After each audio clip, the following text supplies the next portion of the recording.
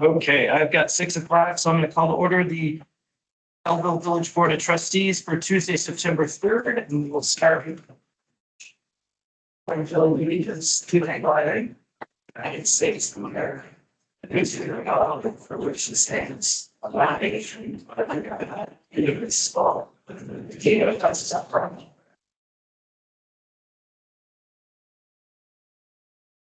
If we could do roll, please. Yep, President Larson, Present. Trustee Fannin, Here. Campbell, Here. Casbar, Ward, President Ziegler, Here.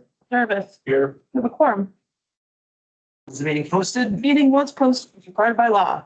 Okay, next is public participation. The public participation allows citizens to be heard on any agenda and non-agenda item. The public can also public participation section of each item. The village board shall make no decisions or consideration of action of citizen comments for items not on the agenda, except to refer the matter to the village administrator for administrative consideration or schedule the matter for board consideration at a later date. As usual with comments, please take the podium, state your name, address, and try to keep your comments under 3 minutes. Judy.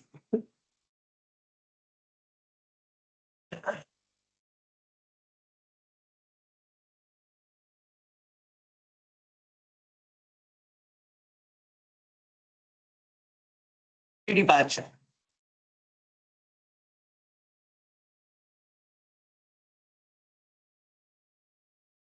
I, like Connie, should have spoke up many years ago.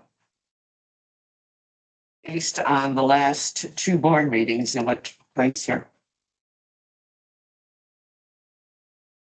I was a target of harassment and intimidation, you name it, and I got it.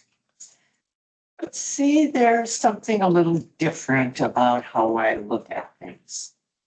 Number one, I consider this village a business. Each of you are a board member in a board of directors. All of them people are the hired help. Your stockholders are all sitting there. They're the people who pay in, like in a publicly held business. So of course, somebody wants to harass me out on the street or have me move my car an inch or pick me up the sirens and flashing lights. You name it, trying to run me down on Main Street, you know? Go for it. So I went out and I pulled Chapter 61 of the Wisconsin State Statutes.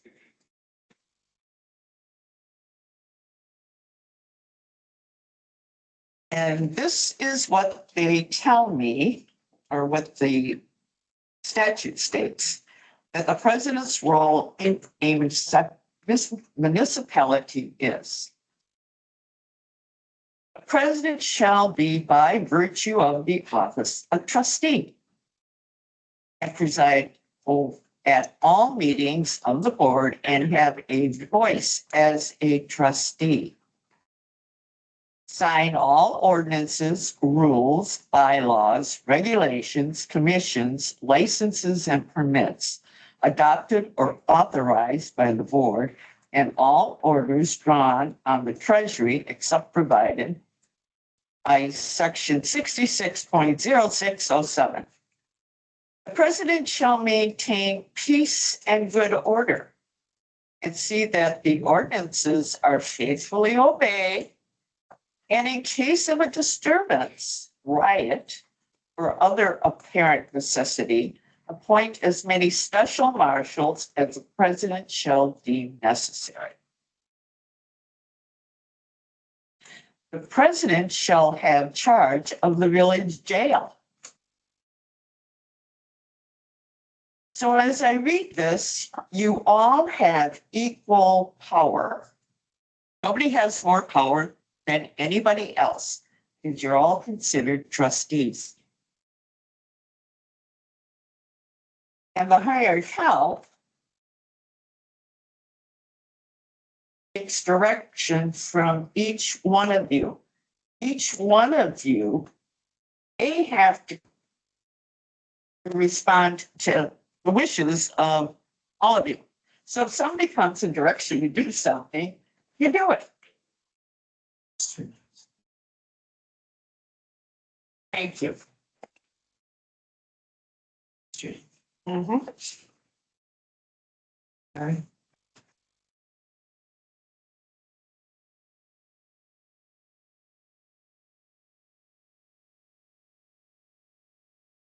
I spent a lot of time, more time than I've ever spent in my entire life on this village board, and I have more time on this village board than the total number of people in here other than Gary. I have never seen anything like this before. I spent a lot of time trying to think about what I should say and what I shouldn't say. And what I decided to do is not say much of anything. One of the main thing that I'm really concerned about this evening is increasing the fraction, for want of a better word, that I'm seeing from our trustees. If the board decides to act by voting 12A, I think that's going to make things even tremendously worse than what. And I don't think you are going to accomplish a single thing other than to make things worse as far as being able to work together. I'm talking about this now because I want you to think about that when this item comes up at the item of business. Thank you. Anybody else that wants to speak? And I forgot, Cherry Twinkle, we can do North Shore. Anybody else want to speak on a non-agenda item? Thank you.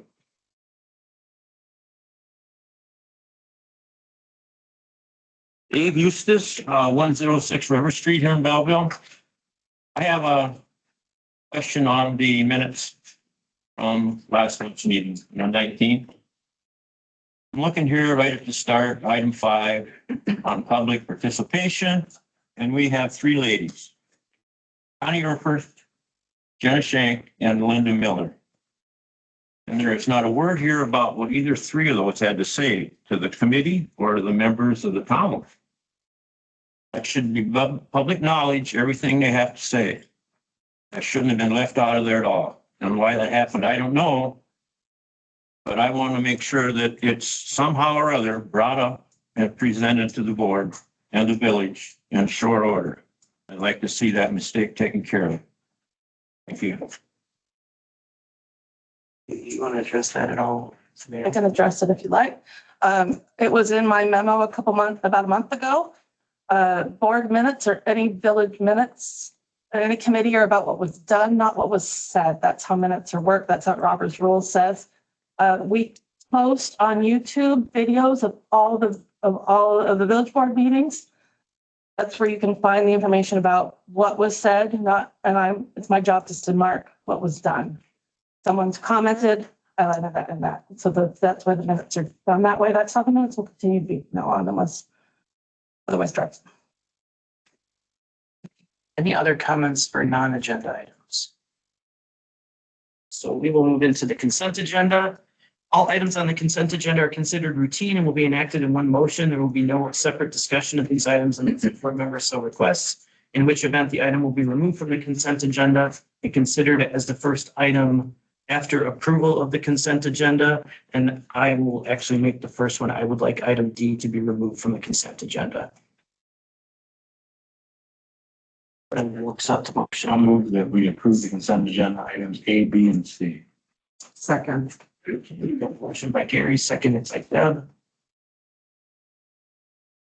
Any further discussion? All in favor? Aye. Aye. Opposed?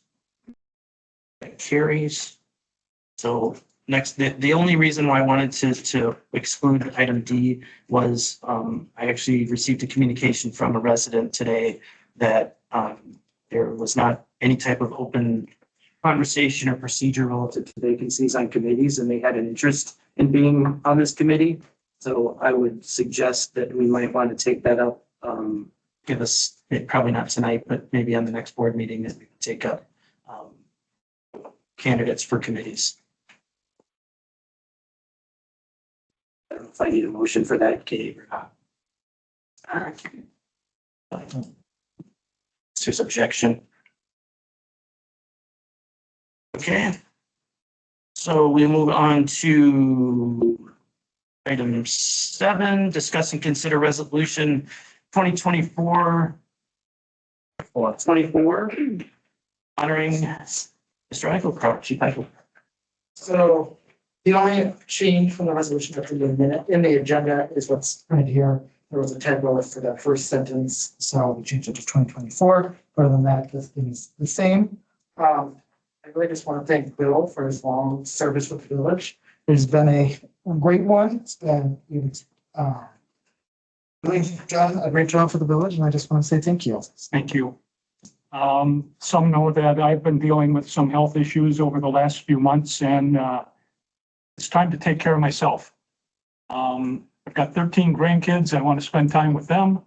And when the time is right, the time's right, and it's now. So I appreciate, I've seen a lot of board members come and go. They have supported the police department, and I greatly appreciate that. It's been a fun ride. Had some ups and we've had some downs, but for the most part, the safety of this community has been paramount. So thank you. Thanks, Bill.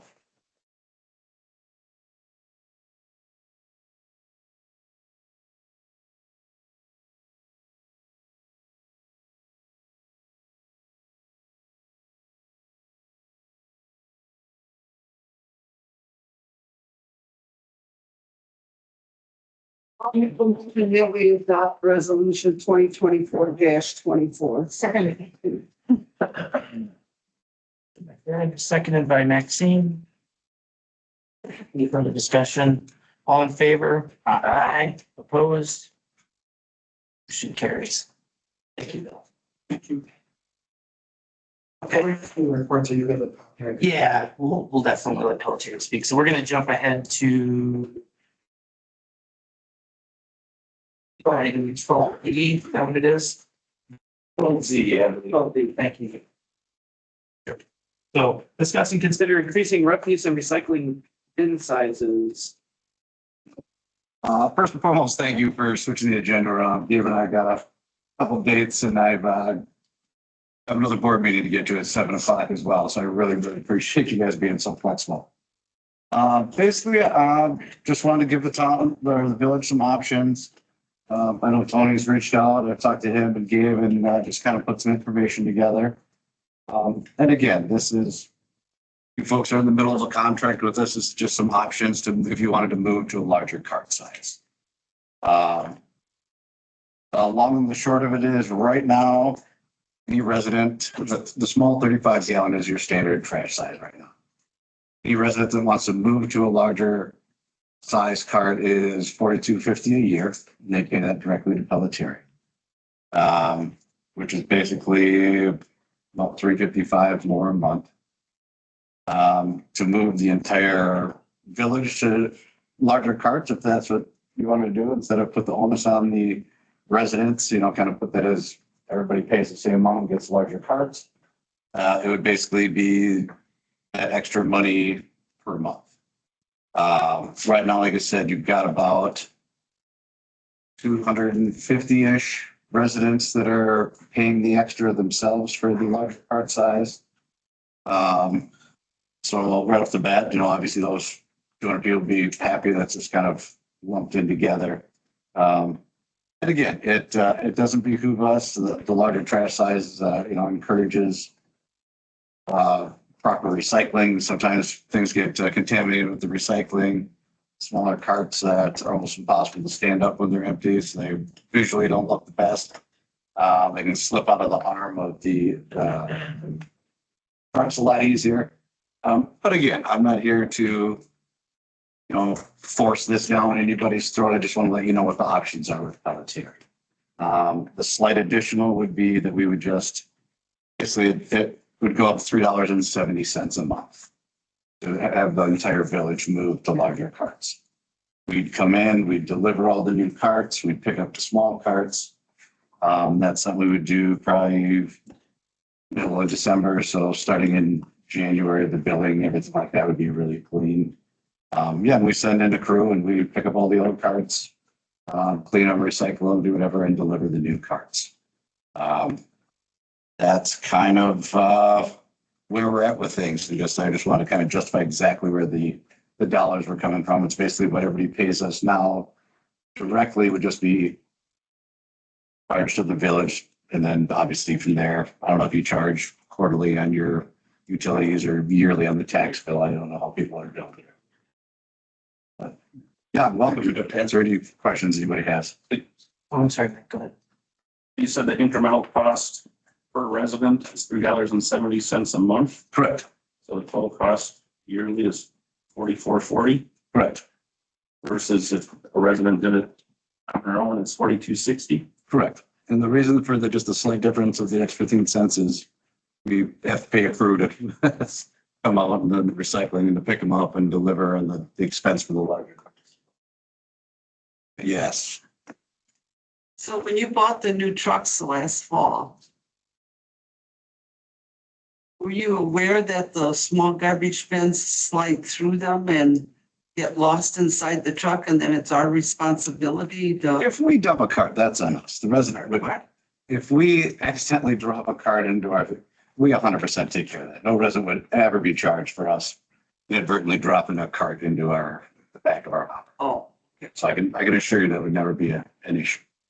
And it's few and far between, but just the likelihood's higher on the smaller carts. But again, most of that is on Pelletier if we lose a cart, not the resident. okay. Thank you.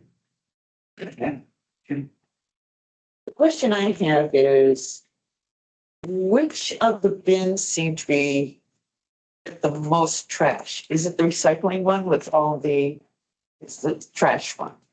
yeah, right now you have the small, it's a 35 gallon. Right, I know, because- And the recycling bin is the standard, the larger size. Okay, because I'd say in the smaller bins, sometimes when it goes into the truck, they miss the opening and trash ends up on the street. And cleaned up trash in the street instead of hiding away. That's why I asked. Gotcha. That shouldn't be an issue, so I apologize. Please feel free to call if our guys are jumping trucks and see that's not how we operate. We will take care of that. But I think part of the problem is because it's sliding in the arms. So you said there's about 250 residents right now for properties. Correct. There's about 1,200 in the district. That's an 80% increase. There's no volume discount. I'm sorry, say that, your question again? Well, that's going to be an increase of the larger bins by about 80% for the village. Correct. And there's no discount at all for that? No. It's basically the cost of the cart size increase and the delivery to do it. It's kind of a set cost for the carts and.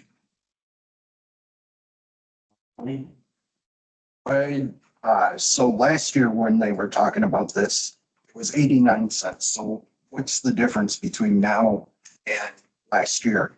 To upgrade? 89, well, I think it was broken down, it was 89 cents a week, I believe was the difference. Not per month on that. Unless I'm looking at the difference. Well, and the reason being, when we started this contract, that pricing was from 2022, so we're almost 3 full years past that. We are going back and honoring our original proposal that within the first 18 months, then I came back last fall and revisited and we are willing to kind of extend that at the time. Everything's gone up, as you know. My truck that was $400,000 3 years ago is now $650,000. Our cart costs have gone up. Operating expenses have gone up. So like I said, it's unfortunate if we would have kind of moved that way and gone to weekly recycling a year and a half ago, a year ago, it would have been basically the same price to go to weekly recycling and the larger carts as it is for us to now to just move to the larger carts. The trash and the recyclables? The recycling is already the larger carts, and there is no charge for the larger carts for the recycling. Sorry, you're fine. That's scared. I do have the numbers if it matters, as far as the last time we checked. Yeah, right now, there's, on the recycling end of things, 927 people have the 65 gallon carts. And only 3 people have the smaller 35 gallon on the recycling. And then 228 have the really big 95 gallon carts. On the trash side, 820 people have the small carts. 121 have the medium sized carts and 212. So it's about 335 people have the upgraded cart cost to vehicle. Yes, sir. Service level change at all? No. Nothing was Like it is? Nothing would change. Like I said, we'd come through, pick up the old carts, your service day would be the same. Where we take everything would be the same. It's I just, guess I was talking about before was, proposal, option for the village to have recycling and trash picked up every week instead of every other for recycle. correct. And that is still an available option at any time. I just was, I didn't work that in. I was just asked to put together what the upgraded cart size would be. Sure. And when we also were looking at that a year ago, when we do our planning and we do our routing and purchase trucks, and the village decided to not go to weekly recycling, that does kind of affect our scheduling and stuff. So it would be, another truck, we have to figure out some more routing. So hence the reason that's also a price change as well. When we get into every new year, we're always rerouting and trying to optimize our efficiencies. I was under the impression that it was Pelletieri that wanted the larger trash cans, not the smaller ones. I mean, I'm sorry, but sometimes you guys come down the street, you don't even pick up the trash on our street. It's unbelievable. And then again, you have some guys that come down and they're great. There's others, there's trash all over the circle. And there are some that say, oh, I hate these small carts. And I mean, I've heard it over and over. So why is there such a big difference in price? Is it because of the amount of garbage or is it because of the container? Well, the container, all new cart size. I mean, those are all brand new carts that have to go out. Keep in mind, we didn't push for the smaller carts originally. That was a decision that the village made. We don't even offer the 35 gallon carts when we go into new communities. That's not even the size we offer unless it's a extenuating circumstance. Somebody just can't physically wheel out the bigger carts, so we try to be as accommodating as possible. But they are harder to deal with. They are, The smaller ones are. Yep. Because of the size too, you get some garbage in there. Sometimes when the armors pick them up, they can, pinch a box or pinch a bag in there. Not all the garbage comes out. Sometimes that's going to happen. But you just don't see that as much with the larger cans. On a side note, Maxine, if you are seeing garbage storm over the street, please call in and. I Talk to call it Grace every or- week. I'm serious. No, please I do. mean, seriously, we live on a cul-de-sac and I realize it's probably not easy to drive around that cul-de-sac. But my garbage can looks like it's 140 years old. And it was just replaced maybe a year and a half ago. Because they have run over my garbage. They backed up, run over the garbage can, or they just gave it a throw. I never know where I'm gonna find my garbage can. And I mean, Also, it's like the smaller carts. They don't stand up. Can't. I mean, they Yeah. don't. You notice you can barely find one that's not tipped over. I should think you'd want to stand up behind it and say, look, everybody gets big carts. We're not going to charge you more because it's better for us as a company. I agree. How would I not charge you anything for garbage? You get my garbage for free. I really appreciate it. Big fresh brownies. Yeah. I'm on a third contract. When is it due up? I think we have about 7 years left, approximately. I have to. So we have 7 years left of our contract. Correct. So 7 years of, I have a little garbage can. I don't need a big garbage can. My husband and I are older. We don't have all that stuff to throw away. We already had this meeting last year or whenever. If you want a big garbage can, pay for it. And Us again, that want a small one, leave it. And you know why they're not standing up? We've watched.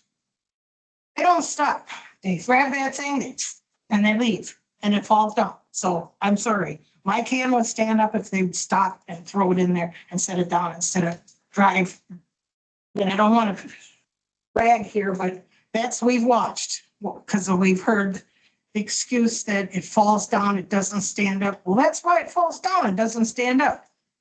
So I don't need a big garbage can, and I don't feel like I should have to pay for it. Somebody wants a big garbage can, pay for it. well, and that's, and again, I'm not here to, You're not advocating for anything. I know you're not, I'm telling no, you. I'm just letting you know what your I'm options are. telling them. But yeah, like I said, right now, anybody wants a larger can, they call us, they pay us, we bring them out a larger can. It's that simple.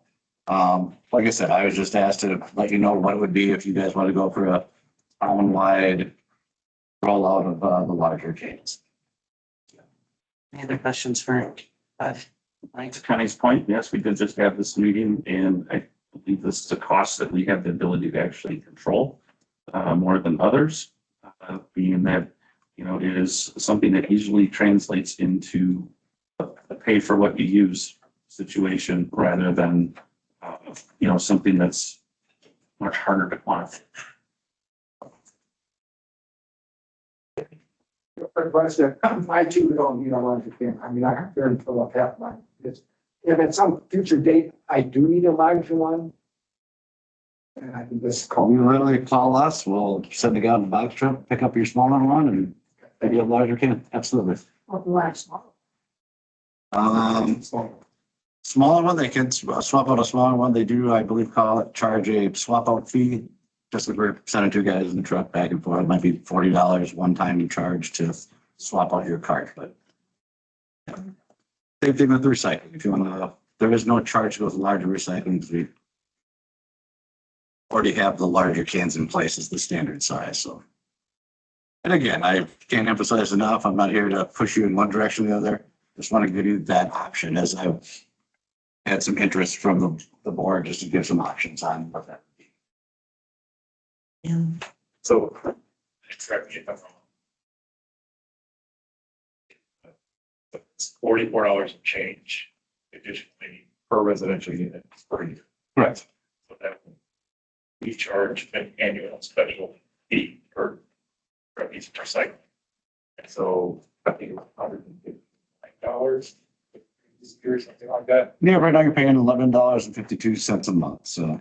So, Yeah. Put a charge for so this would put it right up front, $200 for every single residential unit. So if somebody had duplex, double that, triplex, triple that. So about $53,000 annually. And it's my understanding, so let's say we have 1,200 residential units, about 300 of them right now are doing, you know, charge on their own. Yeah, 335. So about 15% of the total number of residential units are doing the upsize. Everybody has the option to do the upsize. So I mean, 85% of the people have the option to do it, but are choosing not to. And we're talking about charging 100% of the people $4,400. If you go charge. That's me. You and your math. No, again, it's, I just wanted to present the option. No, it's, something you guys can discuss. Yes, no, that's something that, if it gets to that point down the line, we can revisit it anytime. But again, not here to push anybody in any direction. I'm not here to sell anything, just want to let you know what your options. Anybody else have any questions at all? Happy to answer anything. And again, thank you all so much for rearranging your agenda. Thank you. We appreciate you. Thank you. Thank you. You can have your table back. Please. Any additional discussion on that? I appreciate it so much. If not, we're gonna go back to President's report. I don't have anything to add. Tonight, comments when we get to it. So I'll save it for that. Dave? Anything from village officers, Maren, That's fine. Jim? Ian? Bill, it's your last chance. Right.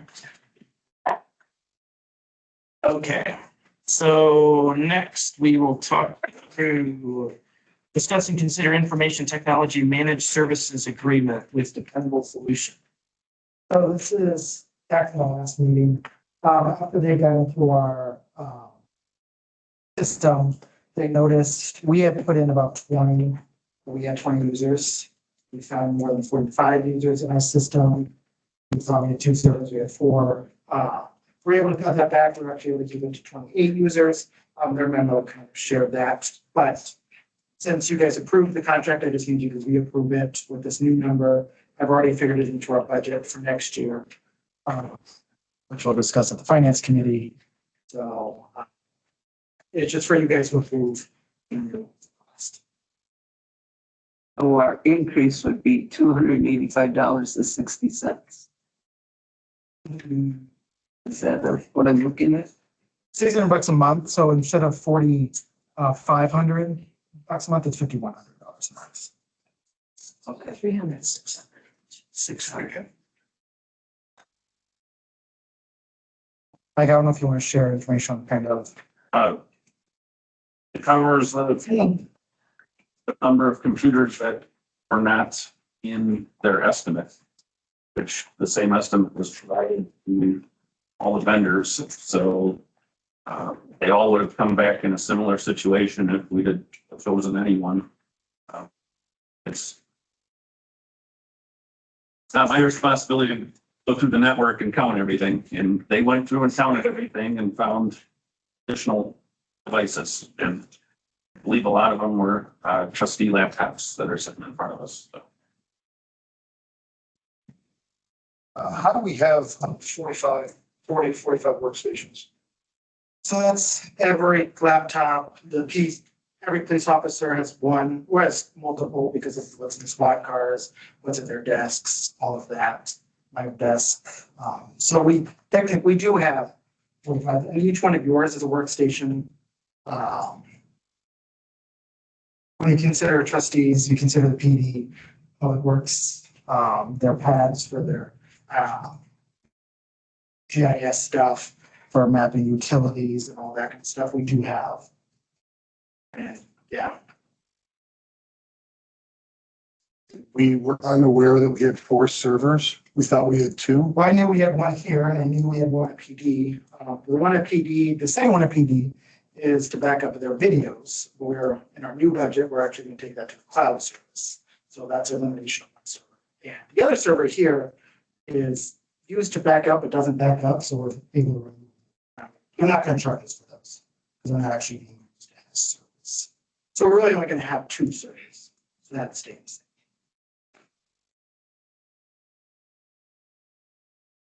Their contract, although there are 4 servers on the network right now, they are not going to increase our per server charge. They're willing to, knowing that that migration is going to happen to the cloud, that's going to eliminate one within a short period of time. And the other one also, Gabe mentioned, is on the network, but it's not doing much, so it will be probably eliminated shortly. Ian, what was our expense for the current contract we have for IT? Year to date, Just a ballpark, what it is annually. we don't really have. I mean, we have a general understanding of the work that was to be performed. Would we pay them?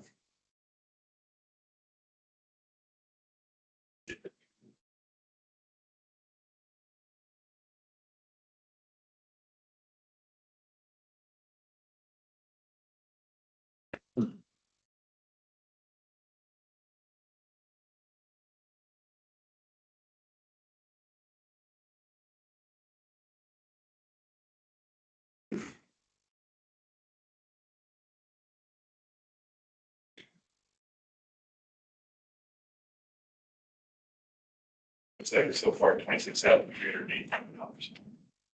We're gonna increase this to 61,000 and some change. That includes PD, that's for the whole village. Yeah, I don't know exactly the software that being uses. There might be some additional purpose. It's not gonna be anything crazy. But because we split it, because of the new budget, we split it into separate. That's only the for fees for servicing the IT service that doesn't include licensing. Licensing, all of our Adobe Word, all of that is included into our new. charge. And so, It's 2/3 more money. no, but that's only their work for once a month. That doesn't include all of our licenses. So when we got for it, I think it was $45,000. Yeah, so Some of that I was 45,000. Six months worth. So it's 90. Yeah, so I mean, this is about $45,000 budget. But how much was actually spent? Instead of 26,385. Okay, Like I said, I was looking at one of Bill's line items, and there was something, one software cost of less than $1,000 charge was there. It was quoted.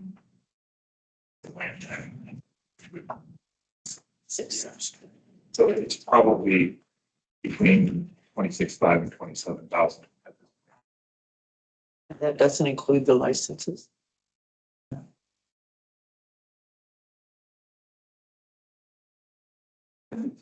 So how much are we paying for licenses? It was on the chart last week. I mean, we talked about this, or not last week, last board meeting. I don't have it. I want to remind the board of two things from the last meeting.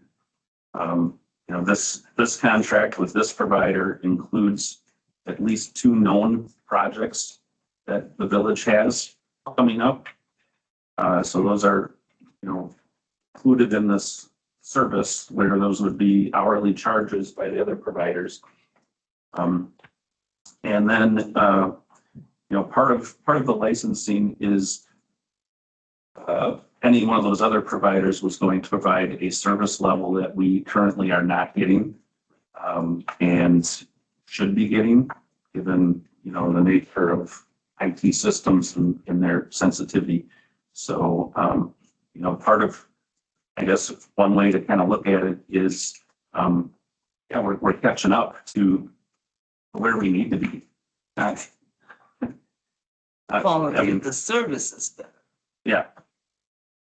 And what they're providing should be better also when it comes to part of the licensing costs that are bundled are things that we don't have right now, like proper spam and antivirus filtering for email and, that's bundled in there with all of our existing Microsoft licensing and all that, so. Need a motion. What are the 2 projects? switching us over to a Gov account. We're right now .com, we need to be .gov. And then that's website, all your email addresses, that's everything. The other one is putting us from the servers, which if we got hacked, we'd lose, into the cloud, which is a lot of data. Just Right, which was the project of moving much of our documentation into the cloud and then applying versioning and the records retention rules so that, documents that expire out, we get notified about and can purge properly, like we should be doing. And setting up all that security and everything also. So those are the 2 major projects. These people provide security, like, nobody's gonna hack into the system and take. that was one of the main reasons why we switched to them, because yes, we don't have that now. We are unprotected without. As he mentioned in his presentation, they apply industry best practices, and it's going to take us a while to get there, and it'll be a learning curve for everybody, especially, trustees with their laptops and things. But, there is no guarantee that you won't get hacked. So and no one would ever give you one. No, but you know, at least have, you know, enough security to make it difficult. Right. Yeah. You know, I don't want them to be able to open up the door and walk in. Yes. And the other thing they're doing, we get dinged every year in our audit report for doing, because they wanted us to do a, Password protocol. Yeah, That's all. One of the first things to implement is multi-factor authentication for everything, Oh, which is what we get dinged on an audit report. So, you know, the cost increase is a true up of the service level that we need. You know, we told them 20, we have more than 20. So, you know, and the number is significant enough that they need to adjust their cost.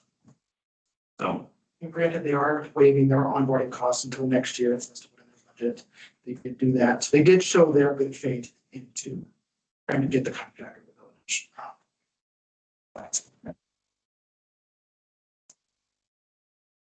I'll make a motion that we consider the information from Technology Managed Services agreement with Dependable Solutions. I second that. Do you consider or approve? Approve. Okay. Second that next. Correct. Yes, I do. Sorry. Any further discussion? All in favor? Aye. Opposed? That motion carries.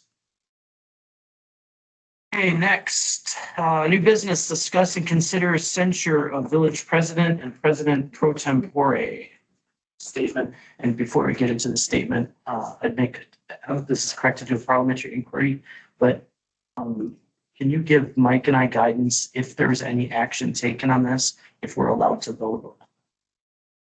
So take a look at the state ethics code and your village ethics code. And what they prohibit is a vote for something that you have a financial interest in or that you would receive a substantial benefit from. So the ethics code, I guess, it focuses on a financial aspect or the personal benefit to you. So legally, I don't see a prohibition as far as voting on it, but doesn't mean you could abstain if you wanted to. There's no requirement that you do the vote.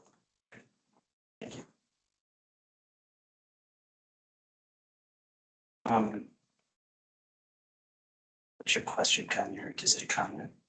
What's the question? Okay, what's your question? Which I've asked all weekend. So tell me what's the censure? Well, I was gonna turn it over to Tony. 'Cause it's his- I've looked it up, I've asked, I've talked. So President Larson, President Pro Tem Zerbis needed to follow the Village of Wisconsin Belleville Ordinance Chapter 63-2. They are bound to uphold the Constitution of the United States, the Constitution of the state, and to carry out impartiality of the laws of the nation, state, and village, and thus foster respect of all government.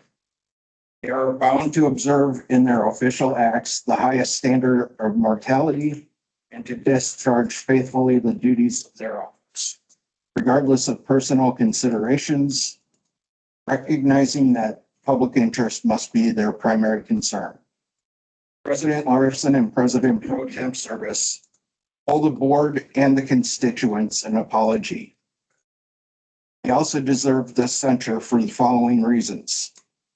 On or about July 1st, 2024, President Larson violated the Village of Belleville, Wisconsin Ordinance Chapter 63-2, responsibility of a public office. President Larson made comments after a vote on the special forestry charge to go on the tax bills. That the board members who voted against this special charge have better come up with ways to cut the budget, to cause voter intimidation. The meeting continued and the next vote was on the special fire charge to be added to the tax bill.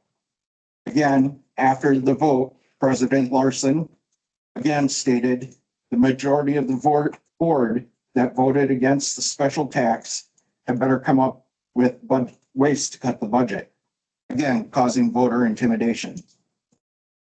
On or about July 5th, President Larson and President Pro Tem Zervis violated Village of Belleville, Wisconsin Ordinance Chapter 63-2, responsibility of a public office. President Larson made comments regarding a motion that had passed by the majority of the board regarding the Fisher bequeathment. Contact the original bequeathment attorney to attend a future meeting to give clarification on the bequeathment. President Larson became angry, asking how it was going to be paid for.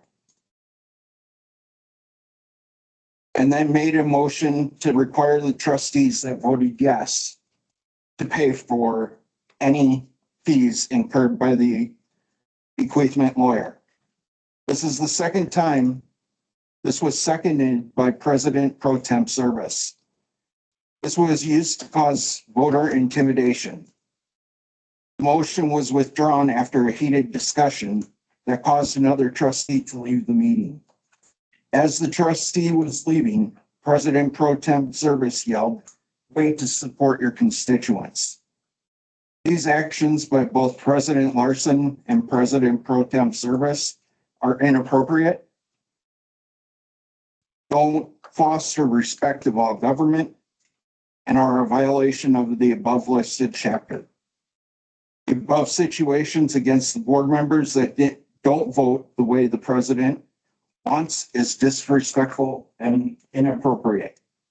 In my opinion, I feel that it would be the best option for President Larson and President Pro Tem Zervis to apologize to the board and the constituents for their behavior and comments. Thank you.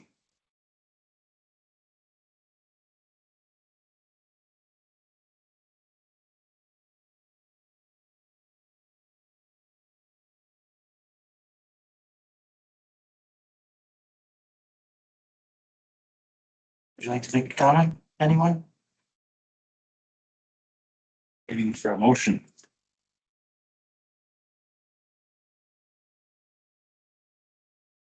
I will make a comment.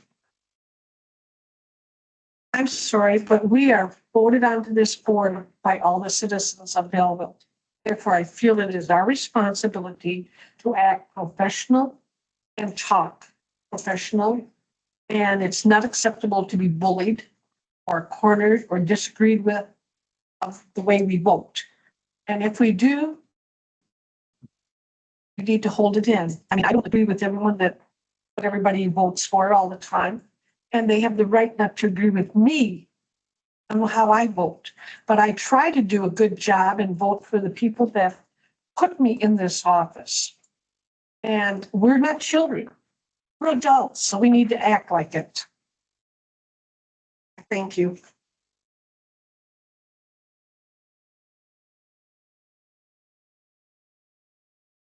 My comments are part of the record from the last board meeting. So they can be read there.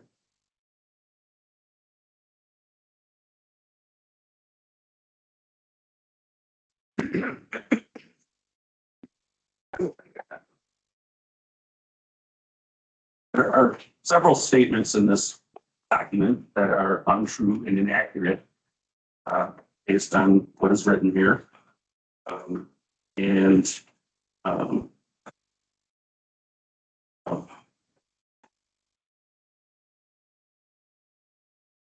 And it's clearly biased, I believe. And I think it has the potential to violate civil liberties of individuals. So be very careful. My comments are direct from my statement of the last board meeting, which is in response to complete disrespectful motion to force any elected official to be responsible to pay for anything that is duly motioned, seconded, and voted on by the majority of the board. And that was my protest right there. And that motion, in spite and after heated argument, in my view, it was unsupported. And it is unethical to do that in public and call for a vote for the majority of the board to be responsible personally, financially for anything that they vote on. Period.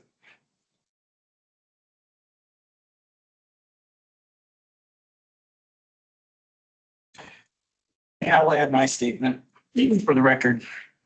I was appalled on Friday when I read through the censure statement to see it was filled with so many falsehoods. Since meetings are recorded on YouTube, the assertions made in the statement can easily be verified to be false.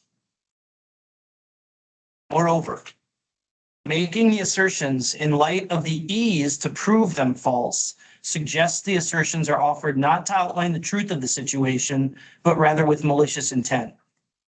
It's sad that the village is in a difficult financial situation, and rather than working to solve the challenges in front of us, we'd rather focus on slinging them up. I'd rather not waste more time disputing each particular charge in the statement, as I don't feel the assertions are based in reality, nor do I feel the issue is worthy of a lengthy conversation. Instead, I'd prefer the board focus its energy and limited time on solving problems. Although some may not find my positions or means of arguing in support or in opposition to specific motions or issues to be persuasive, it is completely beyond the pale to suggest comments I make or any trustees make during discussion,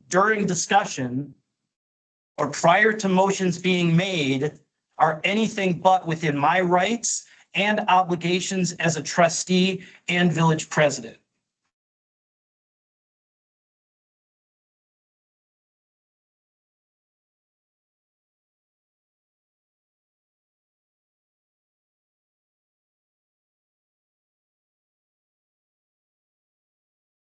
I hear for Mr. Kringle, this is probably the only time I'm going to agree with you. Sorry, I don't want to upset any of you, but I see both sides. I sat here during that meeting and I didn't like lots of what went on, but I think we got to get past this. I mean, you guys everybody's got to work together. Have to stay calm because we don't stay calm on this side. Anyways, I agree with Mr. Kringle. You gotta move on here. I mean, as you know, the last vote, there's not a whole lot of people out there that want to sit there. And I don't want to sit there. I don't want to have to put up with people like me. I can sit back here and say more than I can sitting there. That's how I feel. I've been asked to run. And I've said, no, I can't say the things that I want to say there. I can say it here. Get myself in trouble, but I can at least do it. So I think we need to relax a little bit here. You guys got to give and take a little bit here. And like I said, it's not one-sided because there's two sides to this, and two sides, there was some wrong there. And I just think we got to move on now. And you have a thankless job. We all know that. I mean, we all think that you're supposed to run this place and get us out of the hole and fix everything. And it's a real hard job. And the more I sit here, the more I see, and you guys got jobs out in the world. And then you come here and you put up with all of us. And I appreciate very much what you do. But I hope I don't see what I saw at the last meeting, the meeting that all this went on, okay? That's all I got to say for now.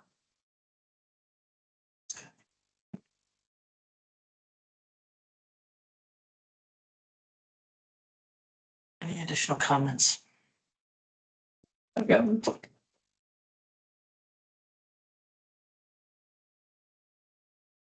Dave Eustace, 106 River Street. I understand by state statute that the president and the administrator are in charge of making sure that what the board votes on gets moved on through and whatever. That's part of their job. If there was majority of the people here on the board They wanted to go through, well, that probably should have been the end of it, because between you and the administrator, they're supposed to make sure what they want gets taken care of. Thank you.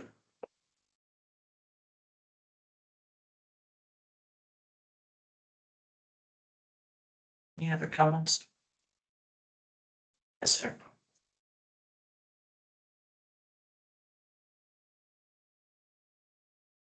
During 1135 Barber Circle, this is my first board meeting I've ever been to. So it's a new experience for me, listening to all this, and I just feel like you guys work for us.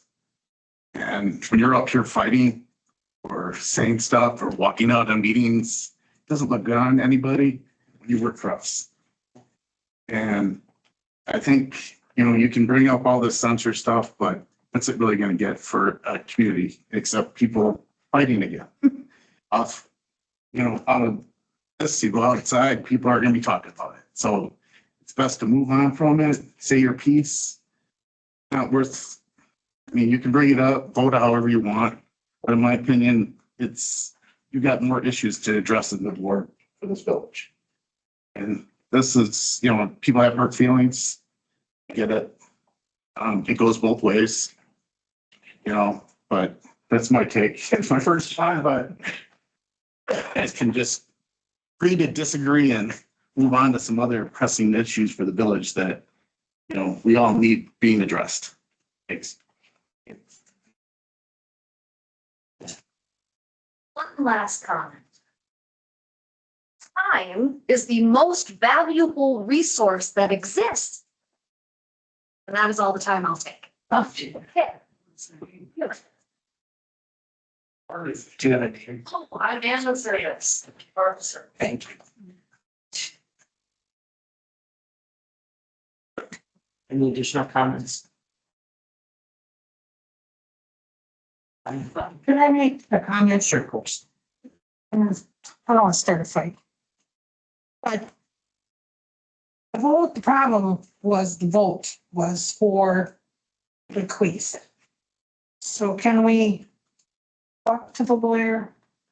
Get the bequeath settled once and for all forever, and I'll shut my mouth about the bequeath if the lawyer says that you can do, I know it's for the water, but if you can do the extra whatever down, can we just settle this just for once? If you're asking for a response from me, the motion passed. So I think Gabe is in the process with Rick of reaching out to the attorney to do that. Okay. If you wanted a response relative to the situation specifically, my beef when the motion was made, and if you watch it on video, it's very clear, was how are you going to pay for it? I asked that question during discussion prior to the vote multiple times and never got an answer.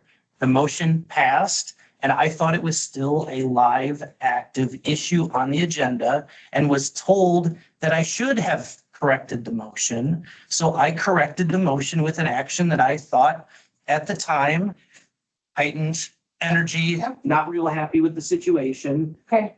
And made the motion that I did. I also withdrew that motion immediately after that. There was no argument. There was no additional discussions outlined in this statement. That didn't happen. You can watch it on video. It did not happen. And after that, after the previous motion, sorry, I'm getting into this now. I know, should have brought it up. I watched these videos 3-4 times because when I saw the censure statement, I was like, did I really do that? And then I watched it. I'm like, that didn't happen. It legitimately did not happen. You can watch the video and see that it did not happen as it was out. My comments and conversation were all during discussion, prior to discussion. The only comment that I made after a vote had been made is I said the words, come with solutions, which I said that after the first vote relative to the park, the urban forestry passing. I said, come with solutions. It wasn't directed at any specific individual trustee. I brought it up. You can watch it on video. Okay. Sorry, I brought it up. I didn't know that we were going ahead with this now. Hopefully it's done forever. to add bequeathment discussion. I seconded for discussion with the intent of trying to figure out how to pay for it by any means, which is what the purpose of discussion is. It doesn't mean I agree with the motion. Oh, I know, you can disagree. It means that let's not waste our time and let's find a solution. In the context of all of that, if you read the consensus statement as written, it accuses me of 3 felonies, 3 felonies of voter intimidation.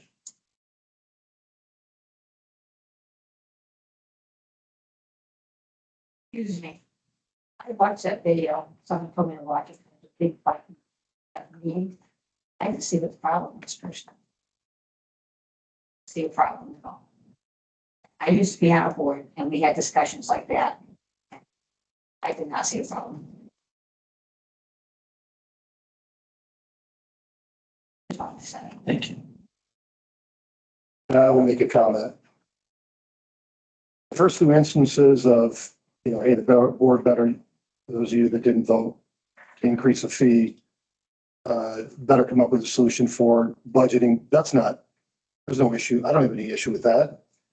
I don't have any issue with that at all. But collectively, that one, specifically from July 2nd, that meeting, and then we get to August, and yet again, it's the same situation. He got outvoted. The majority of the board didn't vote the way he wanted. And his response after getting angry was, and I think the board members that the majority of the board that I preside over should pay for what they just voted for. That was unethical and it was over the line. So collectively, the ones before, no, I don't have a problem with any of those. But this is getting to a point, and that was jumping off the cliff, in my opinion, by making that motion and the cabinet seconded, whether it was for discussion or not. The motion itself should never have been seconded because you were literally asking trustees to pay for something that they just voted for. We are here on behalf of the constituents, and that was just inappropriate, completely inappropriate. And some of the other background with that is that my contention is that the Fisher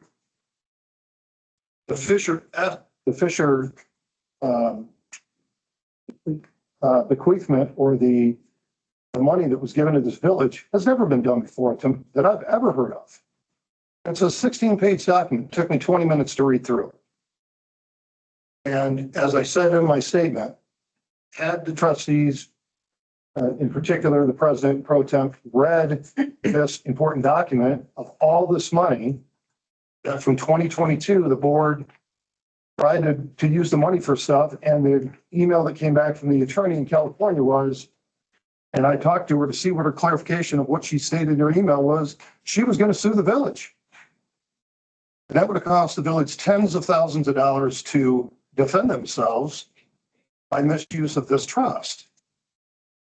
And basic information of trust, I'm sure people in this room have a trust. You have money set aside to make sure that your intent is followed through on.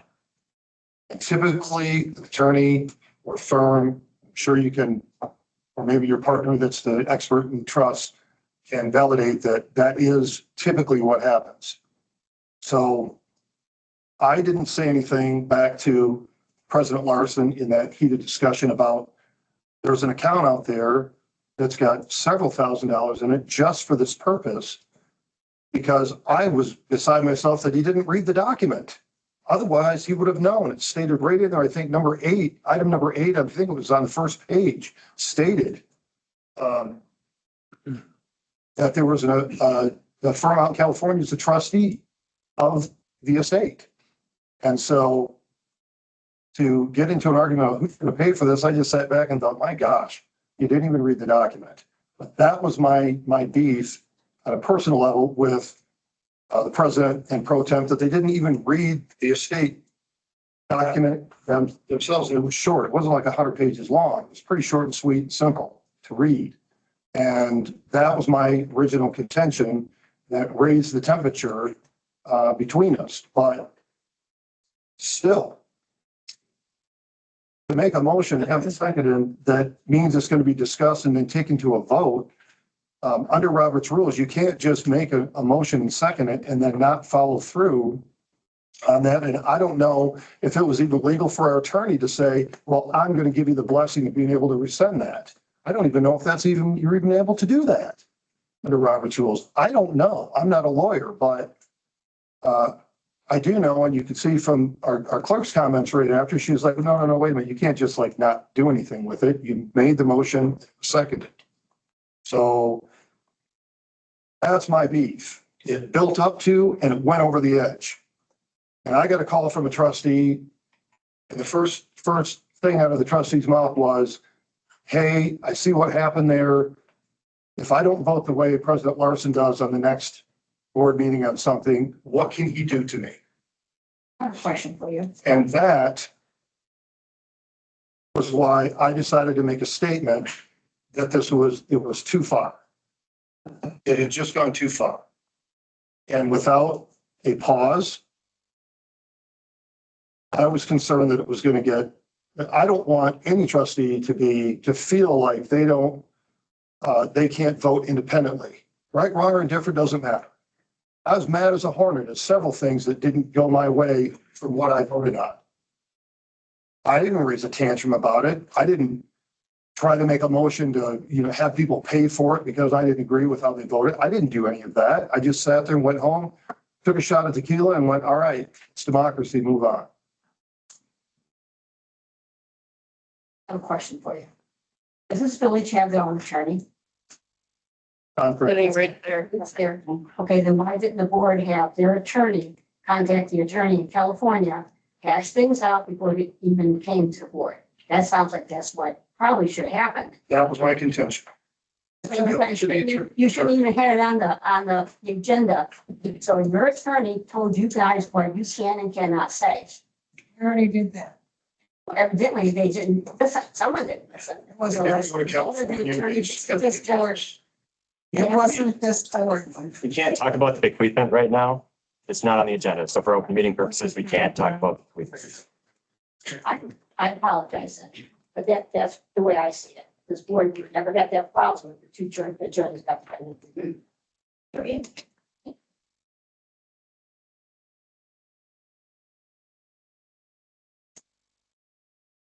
I will make a motion to permit approximately in 1 month from today, the opportunity for both trustee Zerbis and myself to generate a written response that will be added to tonight's agenda. Attach it online, as well as to the meeting in which we would basically present it or approve it. Second.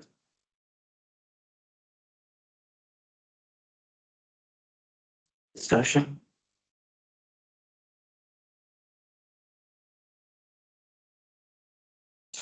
So we're not acting on this at all tonight. Right? I don't have any idea. Well, I know, I haven't heard much. I've been waiting for a motion for the last 15 minutes and haven't heard one from anybody. So I just made a motion. Okay, I know. That's not the motion I was expecting to hear. Well, but that's the one out. I know, that's fine. It's just, you're right. So, yes.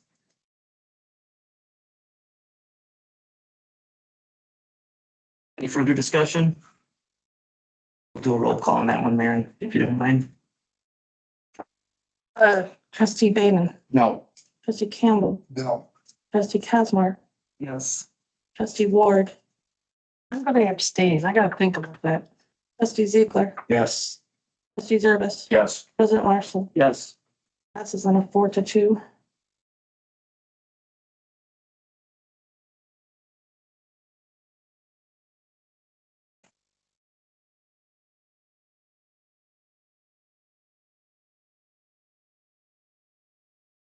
Any other comments or actions? I'll make a motion to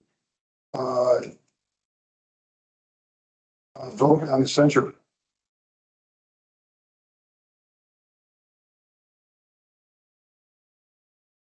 Second.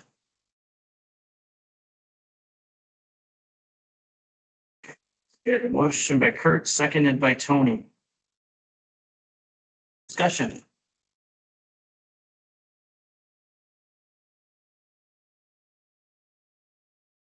Are we saying that if someone votes for this, that they are attesting to the censure statement being accurate and factual? I would interpret that as a yes.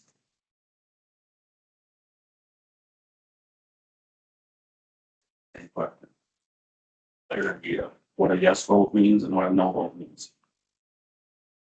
Say that again, please, Jeff. Someone who vote, if someone were to vote for the censure statement as currently written, which is the motion that's basically upon us, No, it right? isn't.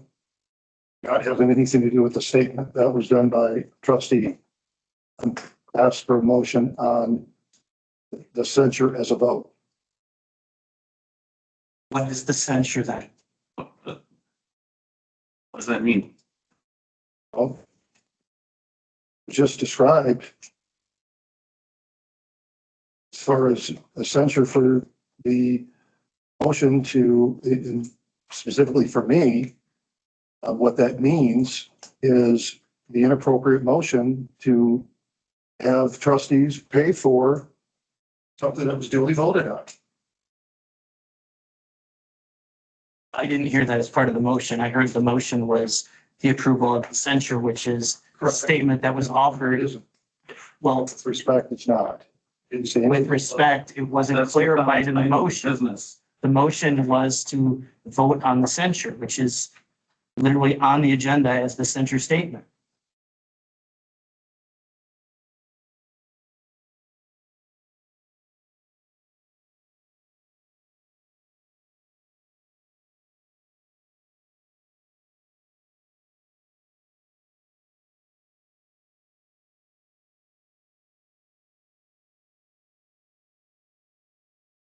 Further discussion?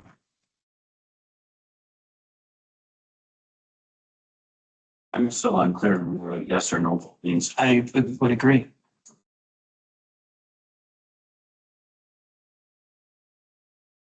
Well, what do I need to do with my motion here if I need to, is it an amendment? It would be, yes, if you're like adding to your motion, it would be an amendment. So there'd be a vote on the amendment and then a vote on the main motion. Unless we have unanimous consent on the amendment to start with. You make an amendment and everyone agrees to it, then we can just add that directly to the motion. If you amend it and we don't have unanimous agreement, then yes, we would have to vote on the amendment and then on the original motion. Okay, so if I do an amendment to the motion to add the inappropriateness of, so so I will restate the motion as a motion to censure the president and vice president pro tem for their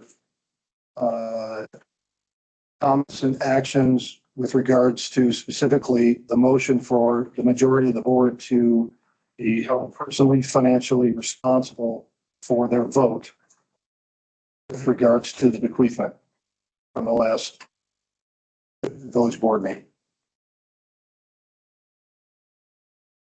Or the prior one that was the one where they made the motion.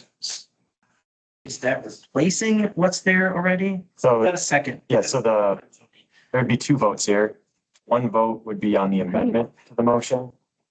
My question is the amendment, it wasn't clear in the amendment even whether that replaces the existing statement or it's amending it and adding to the existing statement. Those are two different things. I'm not gonna speak for other people. It's not clear to me. Tony, or I'm sorry. Terry, Is this up for public comment? what, did you have other comments? We're in discussion. I didn't see anybody's hand up. Public gets that? Why wouldn't they? We get to everything else. It's a public censure. So yes, Under what law? the one that Tony put in the censure. It's for, you're publicly, what you guys are doing is basically publicly humiliating Jeff and Mike. The public should have the right to respond to them. And that's what Terry is hoping to do, or anyone else. If you didn't want to be polite, I'm not trying to humiliate anybody. What I'm trying to stop is what is actual voter intimidation on this board. Specifically, I you would can say you don't think so, but I was asked directly by one of the trustees that if they, like I said before, what can the president do to me if he doesn't like my vote? If I vote against him, that's voter intimidation. by your definition, or And I'm not an attorney. I'm stating again, I'm just stating what I feel was unsupported and unethical. For anybody who is an elected official to be by the president of the board and the vice president of the board to say, you guys that voted yes for that or no for that, whatever it is, you should be held personally financially responsible for that vote. That is unethical. That is way over the line. And it created voter intimidation from a trustee who called me and said, what I just told you. If I don't vote the way the president wants, what can he do to me? That's voter intimidation. Period. Just one clarification. We're using the term, like voter intimidation it is a legal term. And it refers to dissuading somebody from voting in an election. So I just want to make sure if we're using terms that they're used in the right context.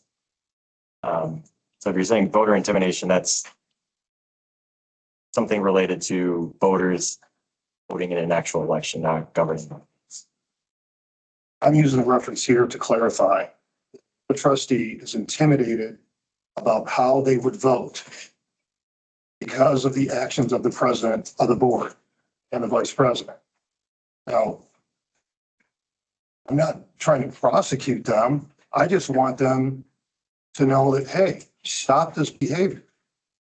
Just because something doesn't go your way is unprofessional at the least to argue over somebody's vote. They have the full right as an elected official to vote how they choose. Period.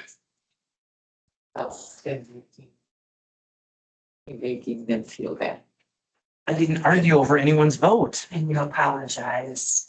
No, I you did heard not. you did. I No, ma'am, you did not apologize. Watch the video. Watch the video. You want to, should we pull up the video and watch it right now? The last board meeting here, after I made my statement, he doubled down and said he did the right thing. And that is not an apology.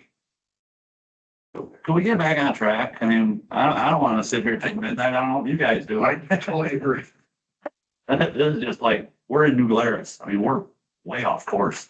Can I have the amendment repeated? So the amendment is to clarify the censure. I have, for comments and actions on the motion made in that previous meeting specifically related to the payment of the fees for the. I would quote, if I had it right in front of me, I would quote it. Are we saying that the amendment is to replace the original statement?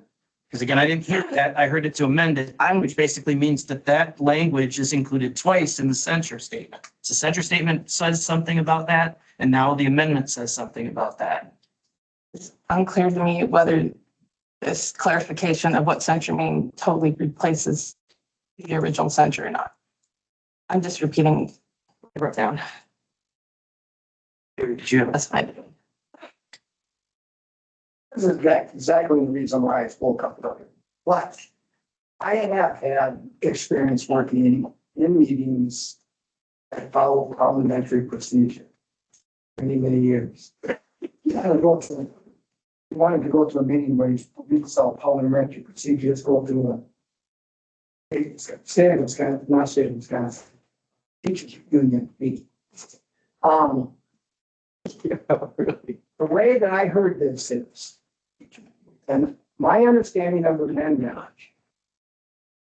is that an amendment is an addition.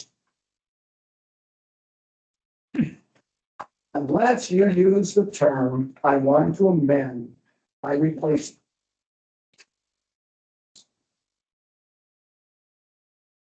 So it sounds to me, if I were interpreting this, and like Kurt is saying, it's being added to this papers. That's what's before you. If he wants to make it different, then he has to use the word replacement.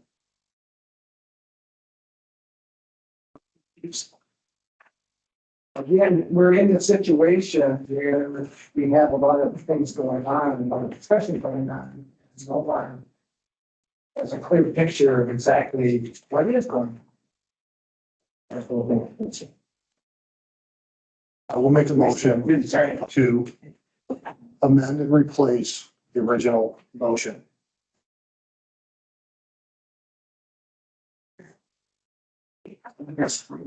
So we've got a motion, we've got an amendment that was seconded, and now we've got another amendment offered to replace.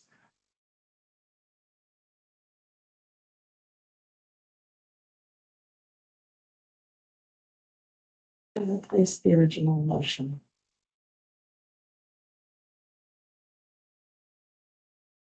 Got it?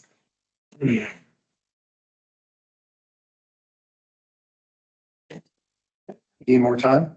No, I'd like to make a motion then that to censure the president and vice president pro tem. President pro tem for their motion to request that the majority of the board that voted in the affirmative for the village to contact the trustees out in California for those trustees to be personally financially responsible for that vote.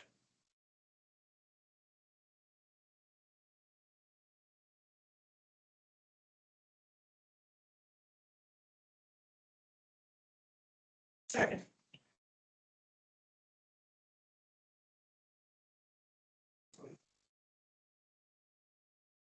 I really don't think it's really fun. Well, we have now 4 motions on the table. That's what's, I don't have any, like, you can't just keep making motions, amendments to motions and then amendments that don't get seconded and then another motion that stands alone before we've even navigated amendments to the motion. Tables. I can certainly table it. I could accept the motion to table it just to the end of the at meeting. the end of the meeting, You can do a motion to postpone. postpone would do to the next meeting. Just do this all again at the next meeting. It's ridiculous. Well, in the middle of a motion, You still have to resolve the amendment. that's issues, right? We're up to 3 amendments now. It's awesome. And now a separate motion. I need more paper. So what is the final motion with amendments that, okay, we'll be voting on? So what I have right now, if I'm reading my notes correctly, is there was the motion and then there was the motion that added to it. And then there was a motion to amend and replace the original motion, which didn't have a second to it. And then Oh, damn. no, that one didn't. And then the last one, which was the restating of your first motion with the amendment with the motion, had the second to it. To replace. So you made a motion to amend or replace the original motion. That didn't have a second on it. Then you went, and then we did have a motion to, which basically was restating of your original motion, which I didn't get written down. And that did have a second on it. So, Can we even accept that motion without addressing the amended motions first? I don't think you can make a motion for additional action without resolving the amended motions. Am I not mistaken on that? Yeah, I'm trying to, I don't think you can stack amendments on top of each other. Fine. I think you vote on one amendment, then you can amend again. Yeah, there was actually a standalone motion after that, and I don't think that that can even be acted on even with the second without addressing the amendment first, if you've got live active motion. Right, there was a motion and amendment, that has to be resolved before you can act on a new motion, no? The third one, you had another amendment, right? There was another amendment, there was a motion, there was an amendment to add to it, that was seconded, then there was an amendment to replace, that wasn't seconded. Right, and then Second that. Yes, I did. Replacement. You seconded it. he didn't. Yes, I did. I didn't hear you say a word. I don't know if anybody else heard it. I heard him say yes. On the amendment to Placement. replacement, Yes. So, Yes. guys, I'm Sitting right here. doing my best to take minutes from where or to take notes from where I am. I do have a second on the first one. I do have a second on the third one. I'm sorry. I had a second on the first one. There's a lot of numbers here. I'm not good with numbers. I have a second, Campbell to vote on censure, seconded by Bainan. Then an amendment for comments and actions on the motion to specifically made to that previous motion from the previous minutes, which was a second by Bainan. We've had a discussion. Then, because it was unclear where we're at, Kurt made a third motion to amend and replace the original motion. That did not have a second on it. I did not hear it. I don't believe Jeff heard it. I'm sorry. I don't have a second on it. This fourth motion, which was basically a restatement of the first and second motions together, the first motion and the amendment together, as the fourth motion did have a second on it. That's what's in my notes. Can't have two motions on the floor. You can have amendments, but you can't have two motions on the floor.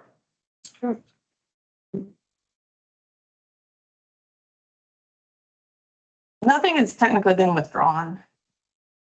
Everything that's been seconded would have to, First motion. everything that's been seconded cannot be withdrawn by yourself. It'd have to be withdrawn by unanimous consent of the board, because once you get a second, it belongs to the entire board.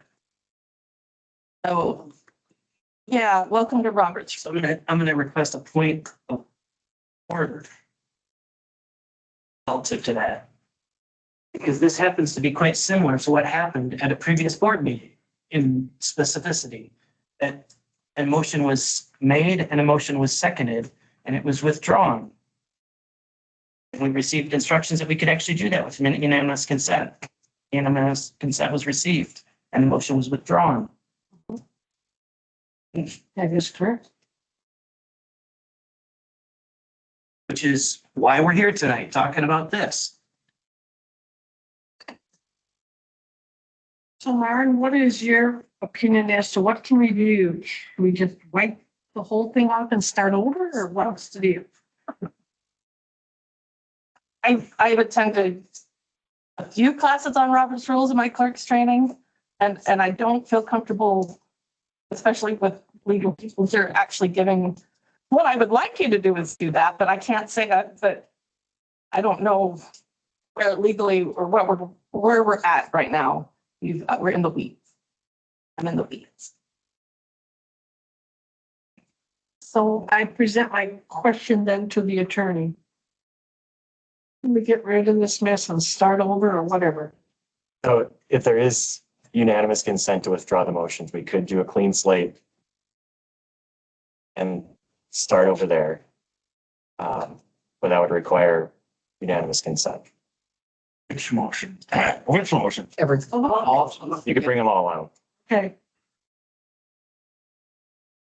Now, do we need a motion to do that? Oh, I mean, I'm sorry, but Does anybody object to that? Then the table is clear. Okay, I will make a motion to postpone action on this item indefinitely.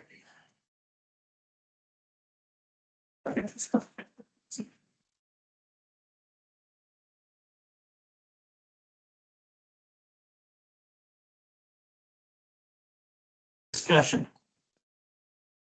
Takes precedence over all the other. Yep, we're good now. Thank you.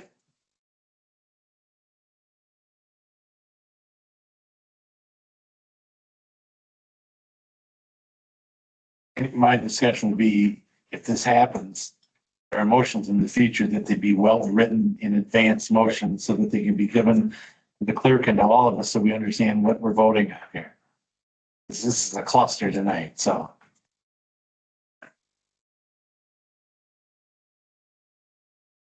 Further discussion?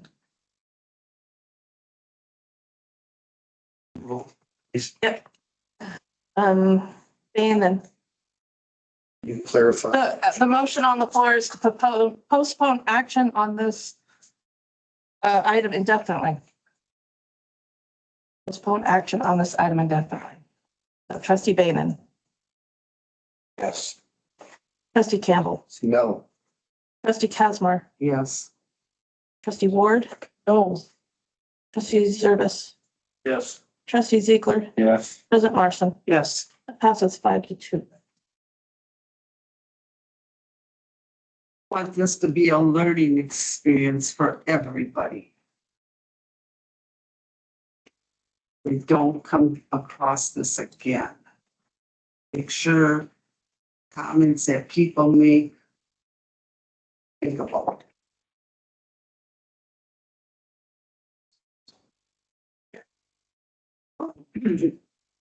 So that when your next meeting is, that someone look up what the parliamentary procedure is for this, but I believe.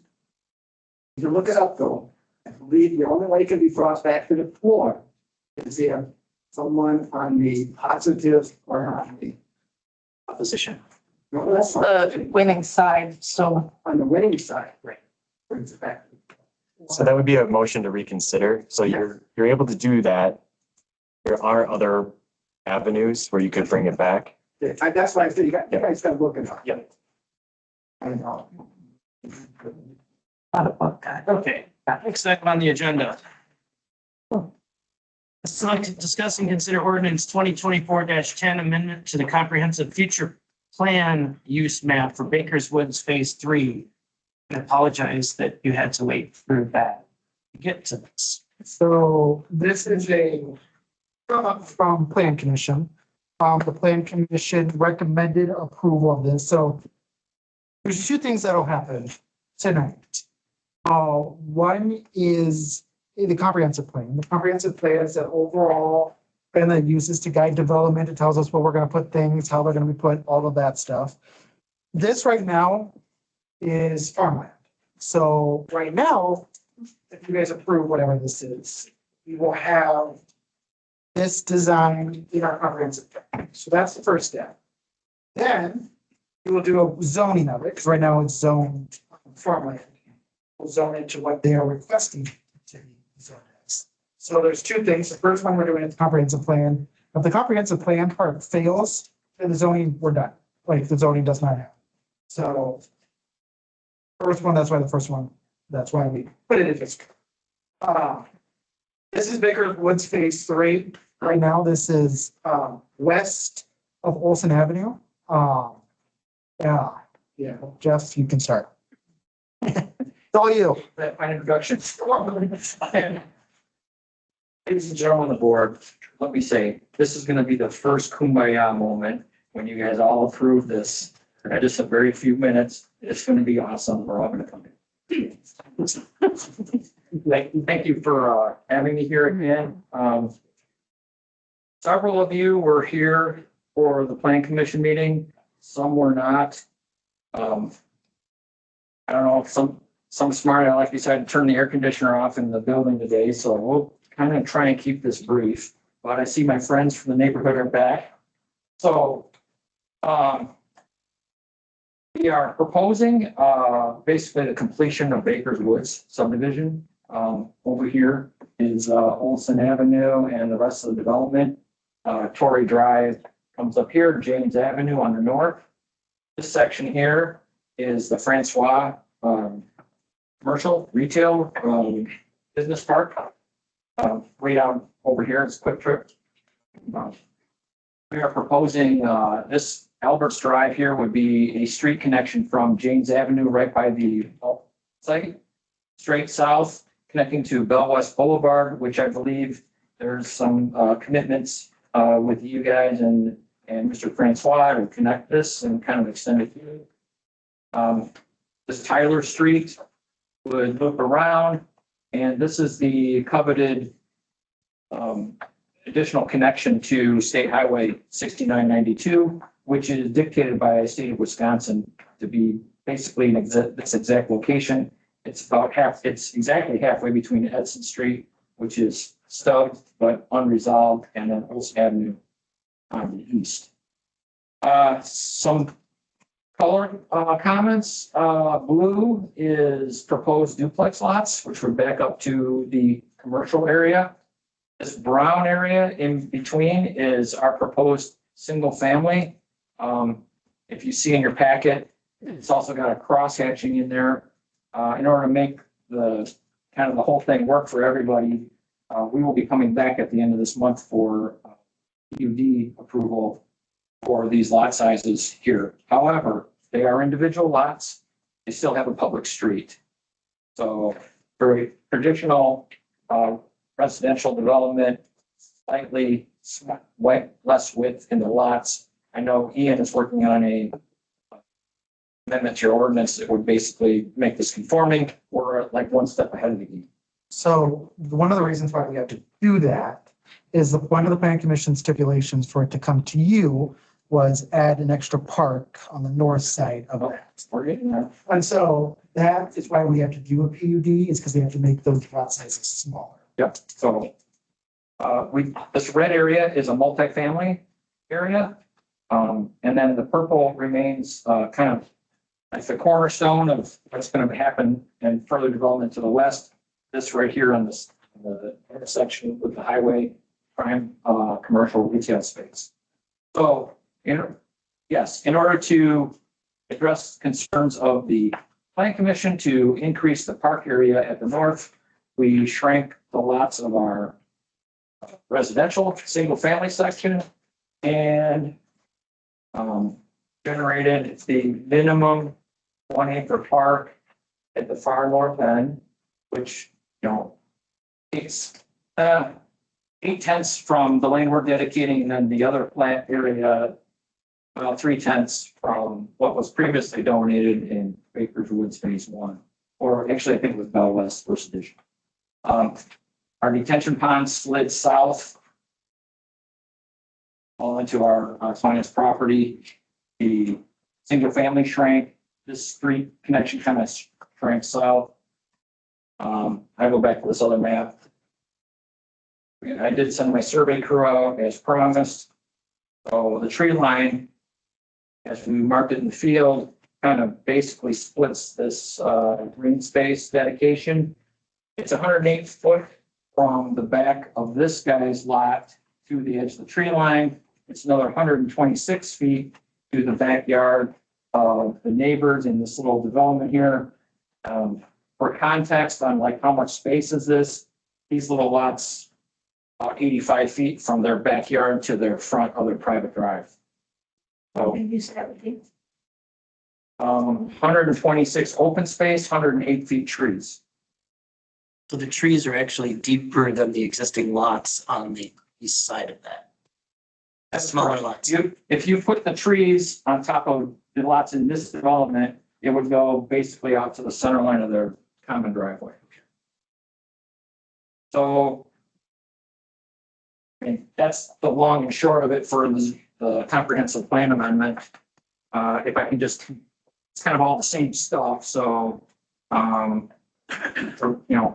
comprehensive plan amendment includes like the addition of the multifamily here, and then the redevelopment is kind of comprehensively this. Yes. What other considerations are in the special implementation program that you're suggesting for the PUD? The special implementation program for the Well, park. if you're shrinking the lots from the PUD, you gotta have a special implementation program for the contractor, right? Otherwise, he could build a foot away from the lot line. Was there anything else in there consideration wise for the size of the buildings, The setbacks. We have actually a detailed site plan here per the PUD required submissions. So we're maintaining the side yard setbacks. We're basically changing the house styles to be more, have some areas on the second floor over the garages. Who specifically gave you the PUD? Specification, put the PUD requirements in the ordinance. And something to me. It's in our words. We have it back to the Wants to be provided, so PUD is, it's all of the setbacks, all the issues that you would normally see spelled out are where it's all required to be shown, and it's approved separately as a plan unit development through the planning commission. I know that the E55 that was put out there was incorrect. Developer would have done it, and the setbacks were, a PUD is like an island. Anything inside that, the developer can, once it's designated, can do whatever he wants. Unless you have a special implementation program that goes along with that. We'll give you the PUD designation, but you have to abide by these things. That was under Jim Olson's development out there for the E55. And that's part across the tree line. Yeah. So, to keep it simple, and I guess when we come back to the plan commission at the end of the month, we'll have to have these things spelled out, but also is really all we're doing for the PUD is addressing the minimum lot size that's currently at 70 in your village ordinance, which is under a proposal to be rewritten to 60. We're proposing to use the PUD process to get to a 60-foot wide lot. Still maintain single lots as opposed to the other thing. Still maintain a public street as opposed to the other thing. So everything's the same character for a public village, street, neighborhood, except for the lot width is 10 foot less. That's when you're doing this, you change this, it affects this. You can't just shrink the lot and still put the same size building for a bigger lot out. Right, yes. Those are special implementation programs. Statements, procedures, and policies that go into the PUD for that. So I would think that would need to be considered. Okay. Yeah, great. We went through and we found 4 different models that would work with the limited lot size. So I guess if that needs to be included in the documentation for approval next month. Well, I'm just saying from the E55, the street had to be narrowed. Yeah. All of that had to be, all these other things had to be done. Yeah, we're not doing something. All we're really requesting is a 60-foot wide minimum lot width. And in fact, I don't even think we have a 60. We have 64s, 61, 62. So, yeah, we're keeping all the benefits I get, or the traditional neighborhood, except for just the PUD is basically addressing. So it's all single family, single owner, not a no condo association. This guy owns his own lot, just like. Yeah, I understand. Streets and sidewalks are built to our standards, so that the public right of ways are not changing one bit. I know, but I'm just saying it's, if you look back in the records at the E55, a lot he had to redo his entire plan. With an engineering firm because of the special implementation program of just moving the setbacks and back of the lots. So, I mean, there's a lot more to it than just saying, I just want, my opinion, experience. I've been in real estate for over 20 years. There's a lot more to it than just saying, hey, we redesigned this and now the lots are smaller. You have to take into consideration what the developer's planning to put on each one of those lots, regardless of whether it's collectively, if it's individually owned or not, doesn't matter. It's a matter of density, and you don't want houses that are, the wall is 3 or 4 feet from the property line on either side.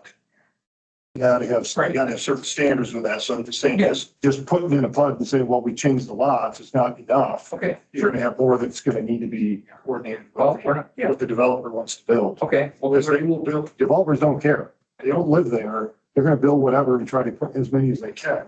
Jim Olson's end result was, instead of putting in 27 and 28 units, he cut it back to 25. because of the special implementation program and the setbacks. Okay. But he was just gonna go build them anyways. He didn't care. Well, they're pretty packed in, even with the 25. And that with the narrow driveway and everything. Like I said, we're proposing a full public city street, full 66-foot width, 60 foot minimum requirement. So, yeah, whatever. Okay. I see hands up in the audience. I really want to address the board questions first, and then we can take. Maxine. So what are the sizes of the lots? The smallest one is 7,198 square feet. Right here. So what are the dimensions? 61 feet along the frontage, 118 foot deep. So it's like a rectangle? So you actually are not going to be voting on lot sizes or this design tonight at all. That is not what this meeting is about. Okay. So Then my question is, if you have little stinking lots like this, how can you control, how can you vote on something like that without knowing the lot size? So I know, I'm just saying you're not going to be approving the lots as they are designed right now. That's. Planning commission. So what are we voting on? The comprehensive plan, this section where the map was one zoned area. It's now going to be zoned into 5 different areas. The other 4 outside of the PUD was approved by the plan commission, and that's what's in your ordinance changes tonight with the comprehensive plan and the rezone are the changes to the, which is the blue, the green zone, purple, the red, and then that orange PUD will have to go back to plan commission to be amended to you guys after it goes through plan commission. But we could go ahead with what the proposal, what the ordinances state, or that area around that, the zoning changes, okay, the comprehensive plan changes.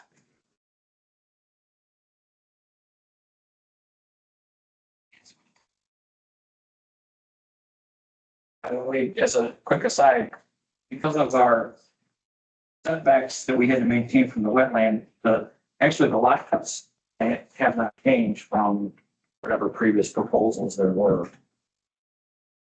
Okay, but the frontage has Yes.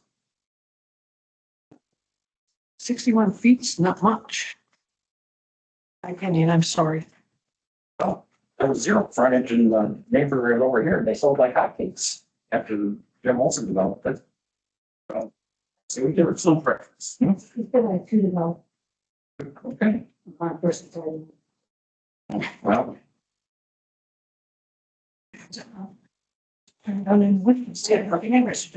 all right, here we go.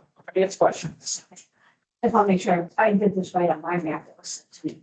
So the pond is going to go here, correct? Yep, And then this is the park here, all the way down to here. the park is, kind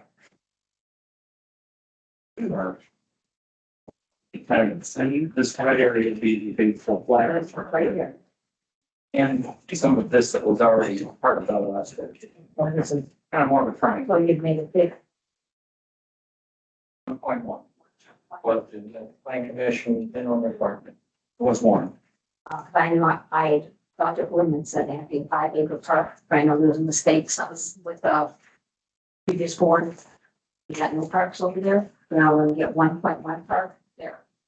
Correct? In addition to the other park that's going in On the other side. on the whole, yeah, Something exactly, you know? just it's two And I know, lots, so. I know you're anxious to get on the merry-go-round, but I would say you do have passive recreation too. I mean, there's a big green space area. Everybody was on me about, the trees and saving some sort of a tree buffer. So, I mean, let's not discount that. Well, I'm not counting that, but it doesn't get cut. One of our neighbors cut it with Jim Olson's tractor. I mean, so you can't play in there. You can't put kids in there. So That's fine, wait, they're just industrious. both kids. But hey, okay, that's all I want to know. On the end, I can leave. Thank you. Can we get your name just for the record? Nancy Lindo. Thanks, Nancy. Beauty bye. Thank you. I was at planning and Do I see people here from other than, trees? They wanted a guarantee that the trees would not come down. So is that, That's what they want. right? Is that what the developer wants? I'm gonna guarantee you that this big open green space that we give you, we're not gonna cut down any trees. Okay, Oh, there's an open green spaces. They have any trees? There's gonna be at least 100 feet or so. You mentioned 108 feet of trees. of trees, and I know that aren't gonna get touched. We don't cut down any of these trees. But I've gotta cut down trees to build my houses. that I understand. So these trees are not gonna be cut. We're giving that away, and all those trees as the buffer for the people that live in these lots that now want to move up. Thank you. Yes, ma'am. The size of the multifamily residential Mhm. area has increased. What are you doing with that increased part? It has, if you look at your old one. Okay, I think it just basically was a result of these things kind of working their way down. We haven't really changed the layout. Because there was concern at the meeting that there was not gonna be any on-street parking. Yeah. So What we resolved at that last meeting was that we weren't going down through final site plan conversations. We're just making the provisions to be able to put multifamily here. Now, so as we received feedback from the board through staff that they wanted to make sure that there was against enough development to make it worth their while. So if it comes down to the point of like, hey, we have to sacrifice one unit to make sure that there's a couple more parking spots, we can do that. But as it stands right now, we're not talking about site plan specifics. That has to go through an engineering. I'm just looking at zoning, whether we're gonna zone that multifamily, the site design, like they mentioned, is in a future plan commission meeting. And that's the distance between the houses and the lot line. That's the sidewalk, that's the yards, that's the playground, that's everything of the design of the neighborhood. Plan commission, they have not even asked for that yet. They haven't asked for street parking. Like, we haven't had any of those discussions yet because we're not there yet. If you guys say, no, we don't like this zoning and we don't like the concept of the map and the streets and where the park is, then there's no point for them to design a site plan because you don't like what generally they're proposing. So what you guys are approved tonight is we like the duplexes on the left side. We agree with commercial on the bottom, multifamily on the bottom, the park here, and the multifamily, and the single family in this general vicinity. And then that will then go to plan commission to say the board has agreed to this. Now you make it based on what the board has determined for you. And then the plan commission's job is to say, all right, here's our street sizes, here's our sidewalks, make that work and hold them accountable, say, nope, sidewalk's not where we need it to be, do go back or whatever. And then it'll have to come back to you again with all of the design stuff again. Curiosity, how many lots have you got in that little section? In this section, so single family, Yeah. single family lots are 27. 27? Okay. And how many, multi? The duplex lots, two family lots, there's 13 two family lots, so that would be 26 units, duplexes. And right now, we're showing in the multifamily, we are showing 27 units. And they were townhome style with a single car garage and two bedrooms side by side. No, not, I'm living above you and on the floor. Did you have a, ma'am, did you have a? Yes. Yes. Well, I don't know if this is the right place to say it, but we've got a park and a pond.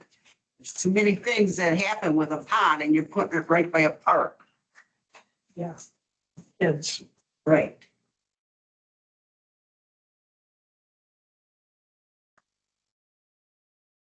I'm a fisherman. I don't know what, I like the pond.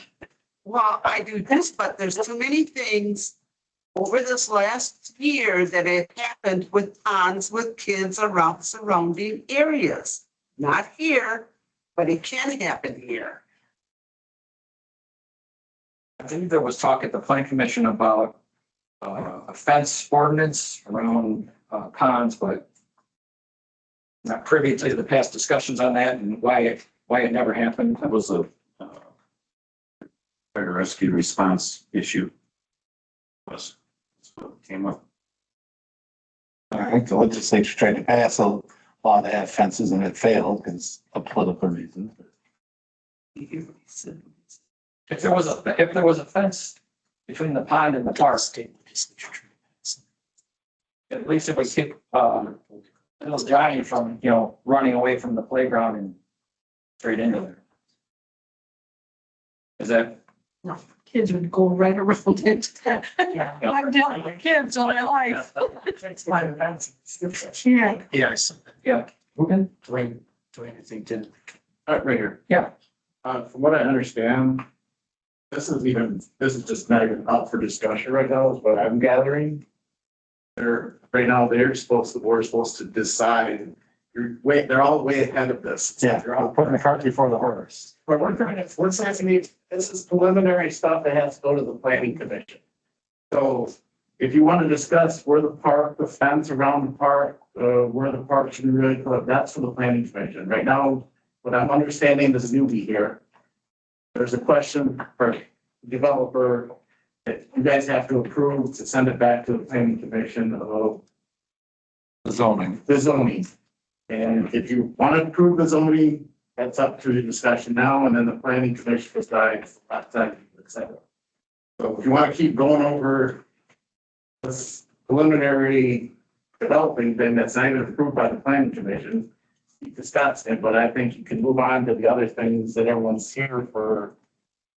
And either approve what he's asking for the 60 resolution. I don't know if that's what I get. But that's just my take. You guys are the board, but that's my take. Is the green part, is that buildable? No, yes, no, most of it's not. I mean, this part is where the detention needs to go, where the park needs to go. Did you ask? I asked if that was buildable. It's not because of wetlands and. Nice. I'm gonna make a motion, we approve resolution 2024-10.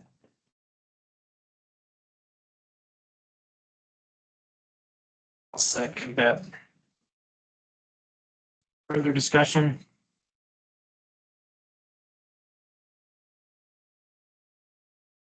So we got a motion to approve 2024-10 to amend comprehensive plan future land use map for Bakersfield Phase 3, made by Gary, seconded by me. All those in favor? Aye. Opposed?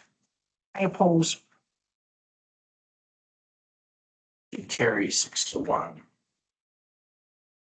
Next, discuss and consider ordinance 2024-11, rezoning for Baker's Woods Phase 3 from RV rural development to PG public grounds, RT two-family residential, RM multifamily residential, BH highway commercial. Again, you just made the comp plan list. Now we're just zoning it this way. So again, the comp plan has to match what you want. For anything to be zoned a specific way, the comp plan has to match that. And so you already made the comp plan that, now you're just going to zone it that way. And I specifically left that single family, that brown out, because that has to go back to planning commission because that's about to be a PUD. So again, you're agreeing that left side is commercial, right side, when we're talking about the highway, left side is commercial, right side is multifamily. The top, the green part is the public grounds, the blue part is duplexes. That is what you're agreeing to zoning. You're not agreeing to the lot sizes. Where buildings are, you're just agreeing, that is what is allowed to be placed on that thing. That planning commission will go back to that after they have come up with a concept to say, yep, that matches what the board says. We're good to go back to the board for full set. And I'll move that we approve resolution 2024-11. Second. I got Mike on that. Okay. So we got a motion by Gary, seconded by Mike to approve ordinance 2024-11 for rezoning Baker Woods Phase 3 from rural development to public grounds, from two-family residential to multifamily residential and highway commercial. Any further discussion? So am I correct? That we're just saying, okay, we're gonna rezone it to this. That doesn't mean that they're gonna put 27 units in the back. It could only be 15. Am I correct? We have to go to plan commission for. Right, but I meant We're rezoning it, well, we're just rezoning it to say, that they can build there.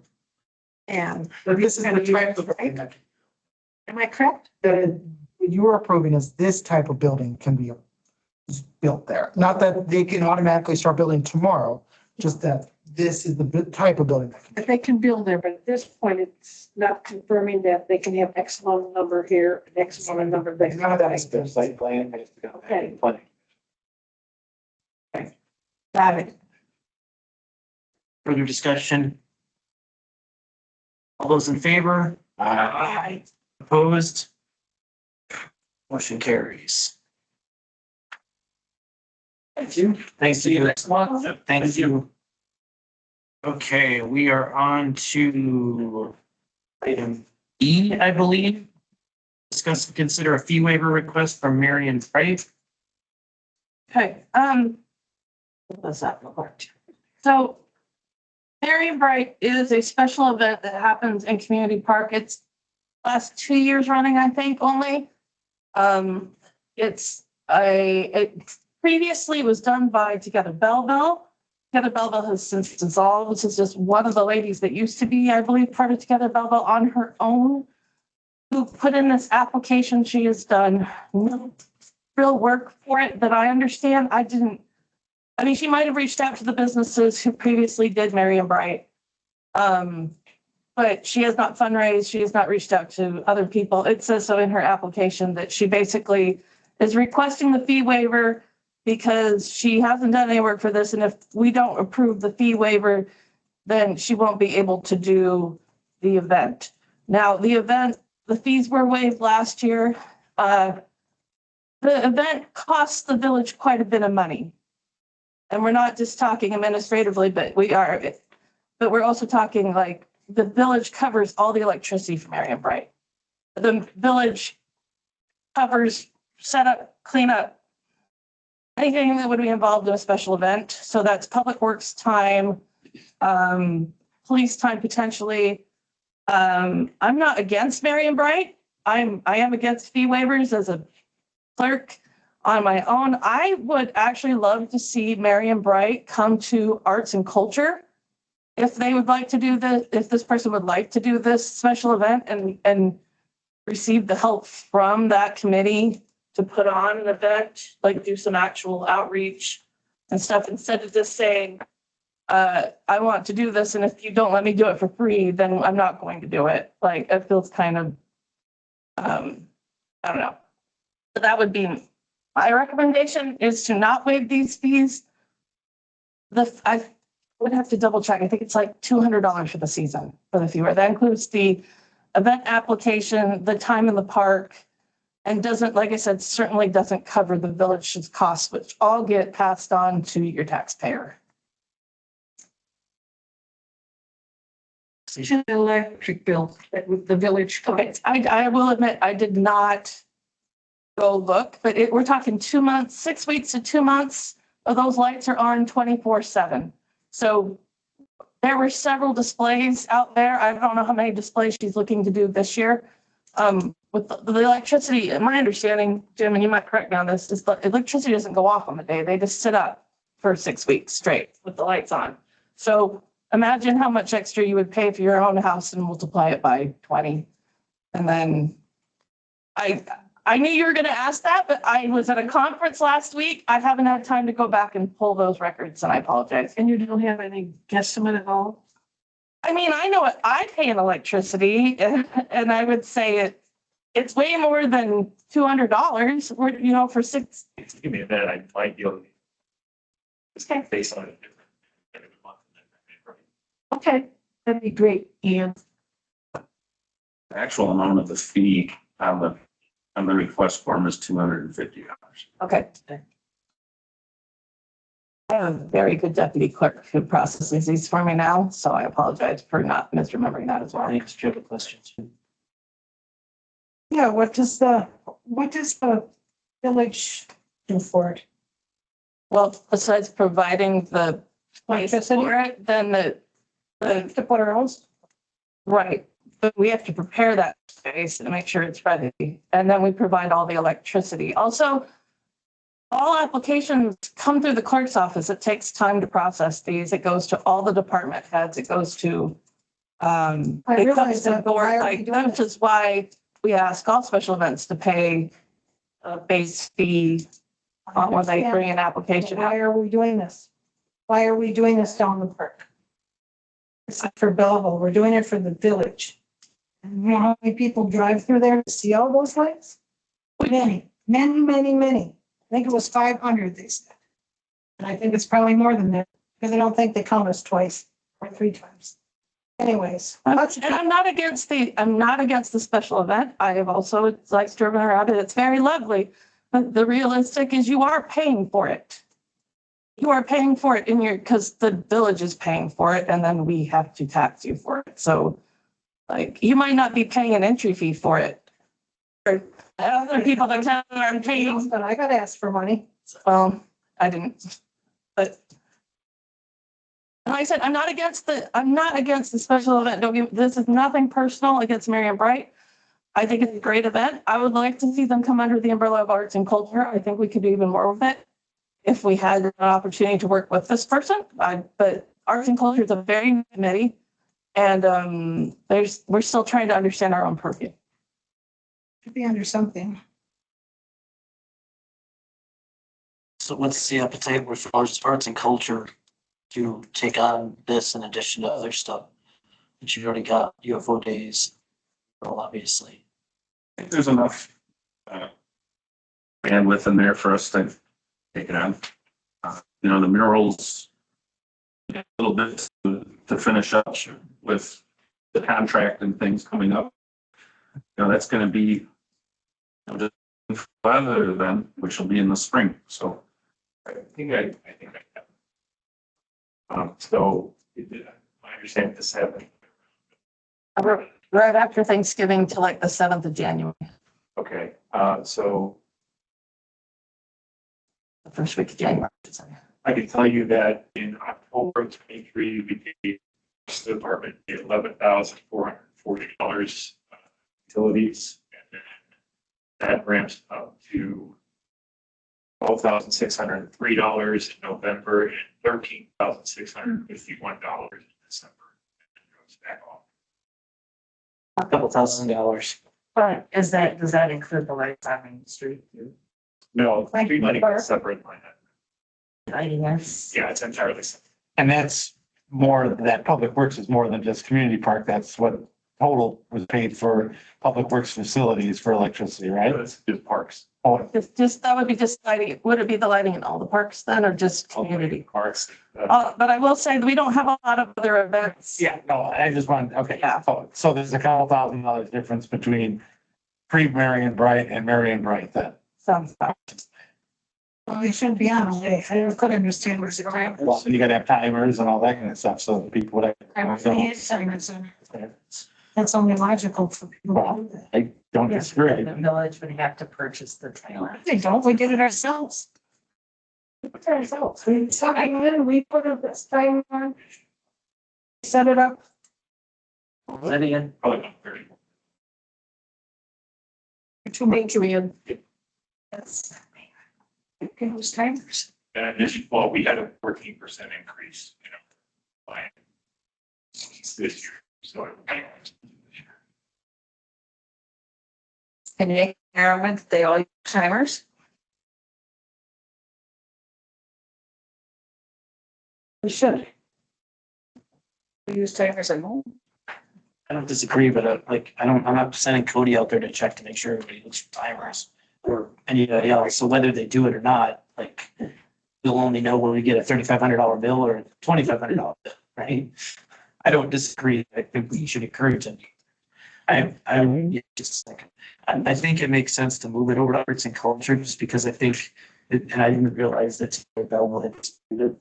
So that like kind of fits with, again, I suspect the chamber might even be interesting doing some of that. Like we could probably get some of the businesses, if they took on some of this, to maybe pay for some of those costs, so that we're not, I don't have a problem necessarily waiving the fee, but I think in the context of it, we move it over to arts and culture to then potentially navigate that would be my thought relative to that. Suggestion, if somebody wants to make a vote, that you could put in there that they have to be instructed to make every effort to put a timer in. I will be clear that we have not approved the application at this time. We brought it to you guys first because it had a fee waiver on it. So it actually hasn't come to the board for approval. So we can go back. Usually what happens when I get a special event application is we bring it to our department heads. If department heads have any issue with it, we bring it back to the event organizer and say, you have to correct this before I bring it to you guys. So that when we do bring an event application to you guys, it's already been approved and agreed on by every department head of the village. That is our clerk policy at this point, because I don't want to bring you guys anything that the department head wouldn't already agree is acceptable to do. So bringing it back to, since it hasn't been approved by you guys, bringing them back, you don't even have to make a motion for us to just go back to the event organizer and say, you know, as part of your application, the village would insist that you guys use timers on everything. That's like, we can work through that through the application process with them. This is specifically just because they have that, the fee waiver request on it is what we're just talking about, simply because when we get these fee waiver requests, we like to. So how do we get this to arts and culture? My recommendation would be that whether you approve the fee or not, like the fee waiver or not, just with the recommendation that. Well, that's, I guess, where I was going is just to just answer the question. add in the motion that they do this, that they reach out and do this under the purview of arts and culture. And then I can reach out to the organizer and have her come in on Thursday when arts and culture meets to discuss it with the committee. We have time to adjust their agenda. So I'll make a motion that we provide guidance to the applicant that they should request any participant in Merry and Bright Holiday Lights to use the timer, and that future discussions relative to the applicant and the program should route through arts and culture. Second. I'm sorry. Go ahead, Mike. What do you want to do about the fee waiver? I was gonna say, you have to include the fee waiver. You said you don't have. I did, I'm sorry, that was me being unclear. This is specifically about the fee waiver, so you can include that in the motion if we're talking about the fee waiver. So I'm.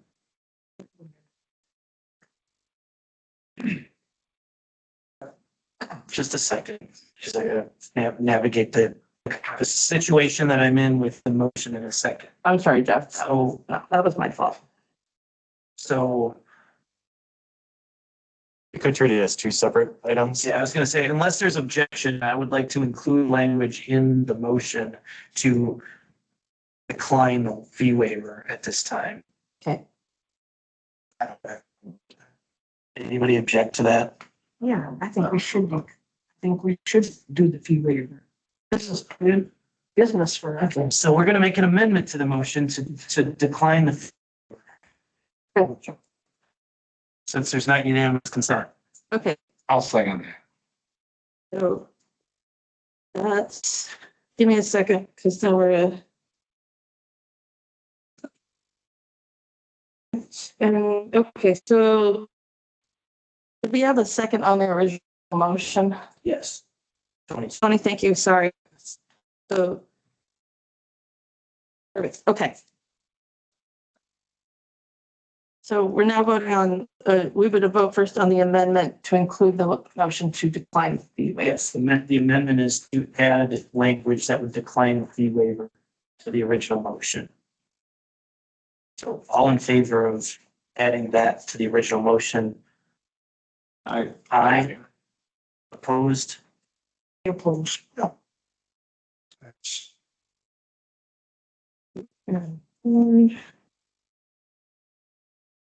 Okay. Now the motion on the table with the amendment included is a declining the fee waiver with also providing guidance to the applicant that they use timers and that they should route their event through art. Can we make sure, and I might have spoken, apologize if I did. My comments were to decline the fee waiver at this time. At this time. That's, yeah, that, At least that was my attempt. When I was attempting to unanimously change that.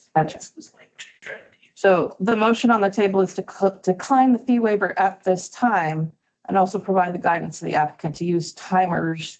And they should also route their events or art. So that's the motion. Any further discussion for that? All in favor? Aye. Opposed? I oppose. 6.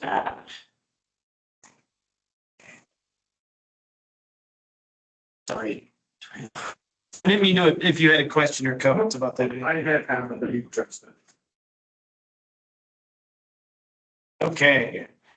Next, discuss and consider Clark Electric as the village's on-call electrician. Let's move up from public committee. They're recommending you approve Clark Electric. Doesn't mean that we have to always use them. It just means that is to first. They can't really go to any other electrician. It just means that this is the company of that's for any village lighting. Village They're cheaper too, aren't they? were cheaper. Pardon? They were cheaper, yeah. I'm going to approve Clark Electric as the village's on-call electrician. Second. Motion by Tony, seconded by Maxine. Approve Clark Electric as a village's on-call electrician. Did you have a question, Mike? Comments, further discussion? All in favor? Aye. Aye. Opposed? Carries. Next, discuss and consider an agreement with Lane Tank for water tower maintenance. So this is the same as pretty much the last one, up from Public Works Committee with an RFP process. Kevin managed that.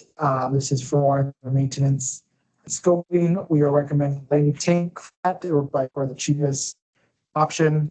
And so it has engineering's approval and Public Works and Utilities approval. And it's well within our budget. The motion to approve Lane Tank water tower maintenance. Second. That's exactly what she said. Second. You're totally fine. What was the budget for that? I know we have already 90. For rest of under.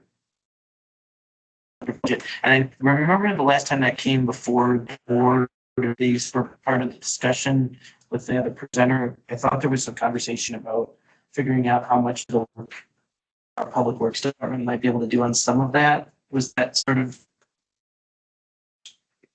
That's, I remember that. I just like, does this include that, or is this like we just had to? The RFP that went out was for all of the items that were listed in the report from the last time it was inspected. So that's for them to do everything. If we can do some of it, then I think we can do some of it. Had that discussion at the Public Works meeting and that wasn't necessarily, I don't think some of that stuff would maybe thought could be done at that point. There was also talk that we may not need to do some of that stuff. So, but again, the RFP went out with all the items that were in the previous report. So Just. Did that include a conversation with Tom? Tom was at the Public Works meeting. Yes. Just so I'm clear, approving this, we're approving just items 1 through 5 without the alternate handrail. Yes. So that was part of them. Yeah, that was 96,000. That was part of the discussion with about whether we needed that handrail or not. We decided that at this point we did not need that at this point. So. So I guess I'm sorry to, I'm slow right now, but I'm still unclear. there was, I know that we asked the RFP to include all of that stuff, but when we asked for, my understanding is when we asked for the RFP, it was to basically get an estimate as to what it would be so that we could come back and visit it to say, oh, this is how much that would cost. We can actually do that in-house and we would piece that together, but I guess, and maybe I'm misunderstanding it, I'm not trying to be nitpicky, but did that conversation happen with Tom or with Public Works? Or did we just say, no, this is the RFP, these are all the numbers that came together, and that was the result? I'm not sure if my question is. Here's and said he could do the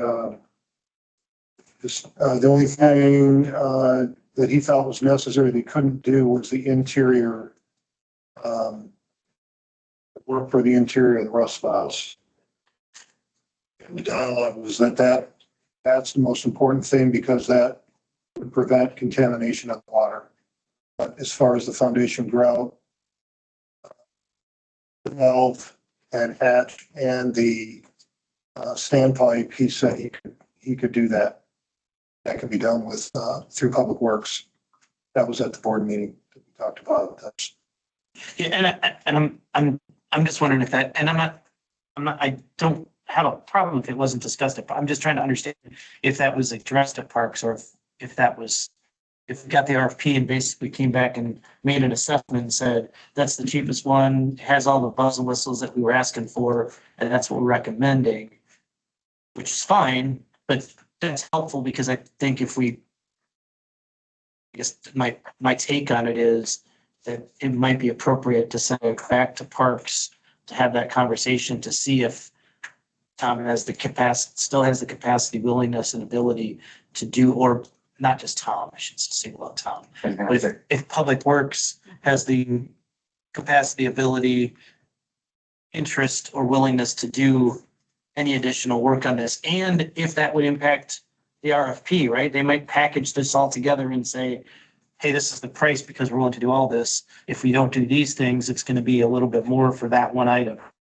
And I'm not, and I get it. If that wasn't discussed, that's totally fine, but I think. you're correct. It was part of a planned schedule, if I'm not mistaken. Do this at this point, come back at intervals. It was going to be, I remember the other date, it was part of a scheduled plan of maintenance. The gentleman that came in here presented whether they planned maintenance over time. That was the other provider that did not get the bid, so. At the Public Works meeting, Tom was at both meetings when we discussed the RFP, that conversation did come up. Both Tom and Greg and Jim were at all three of them were at the Public Works meeting last Monday when this was acted on. And specific conversation did not come up. The only specific conversation came up was with the alternate, which was the handrail, which we discussed and decided that we did not need it this time. So, One of the better routes is probably, you can prove it not to exceed that amount. And I can work with staff to be able to, we will only approve the projects that we can. Yeah, 'cause And I can work with Tom. it was a line item, each specific item in the report that we went off of was listed as a separate line item on the bid. So there's a price for each of those items. So we've got a motion by Tony, seconded by Deb on this. I'm gonna offer an amendment to that because I know Mary knows my amendments. But I'm gonna offer an amendment to provide guidance for the amount of the RFP not to exceed 68,000. We'll say $68,500 because I'm gonna be generous tonight. I'm with $150 on top of what's there. 68,500 and recommend or ask that you follow up with staff to see if there's any of those these items that can be addressed internally, save us a little money. Second. We have unanimous consent on that amendment. Okay. I'm just asking, is anybody opposed to that? In which case we wouldn't need a second. We're good to just include that into the motion. Okay. Everybody's okay with that. So we now got a motion on the table to approve the RFP with Lane Tank for the water tower maintenance. That would be up to $68,500, with guidance to Gabe to go to staff to see if we can perform any of these individual tasks internally. Any further discussion on that? All in favor? Aye. Opposed? Carries. Okay, discuss and consider urban forestry managed services agreements. So I was going to put it in consent agenda. Because you guys had talked about this at the last one, it states everything that you guys had asked. For Cody, he is now in the last contract, he had 120 hours and how he's done that. He did it and it was kind of that has to do things that the contract really didn't want him to do. He didn't really do it when we asked him to do it, he kind of just did it. Now, he can be treated as any other consultant. If I need Rick to do something, it is me, Rick, can you please check on this? Doesn't just do it without do it, he has to be directed, the staff or by the board to go do something. This is now what this contract states, that if we need Cody's services as the urban forester, Cody, please help teach staff how to prune trees. Or please go check on the health of these trees. Or please tell me update the inventory in our GIS system. Whatever it is, it's me directing him to do this, not just him having 120 hours. He can just Cody, please do this work for us.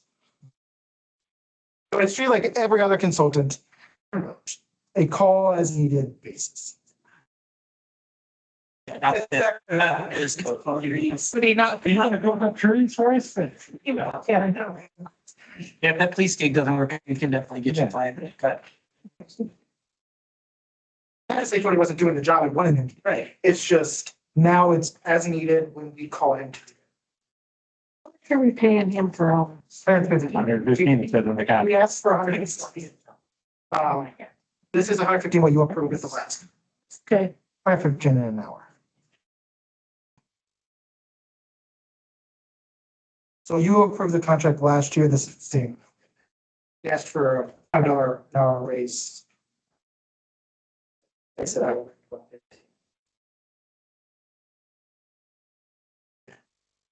So now if I have a tree problem, I have to call you. No, you can still, I guess, you can call me, I'll refer you to Cody. And that's, if I'm referring you to Cody, that's me giving Cody. Yeah, but that's where I will make the judgment. Am I saying, I will email you and say, I'm asking Cody to please follow. Oh, okay. Or I may say this isn't a middle of 3. Talk to an hour. Okay.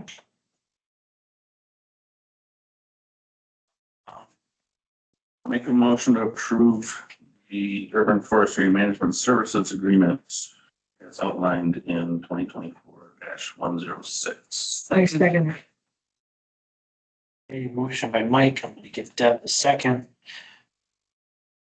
It's not really any comment relative to, well, yeah, this doesn't really relate to the agreement. So any further discussion? On that? All in favor? Aye. Aye, opposed? That carries. 13, Community Development Authority, Mike.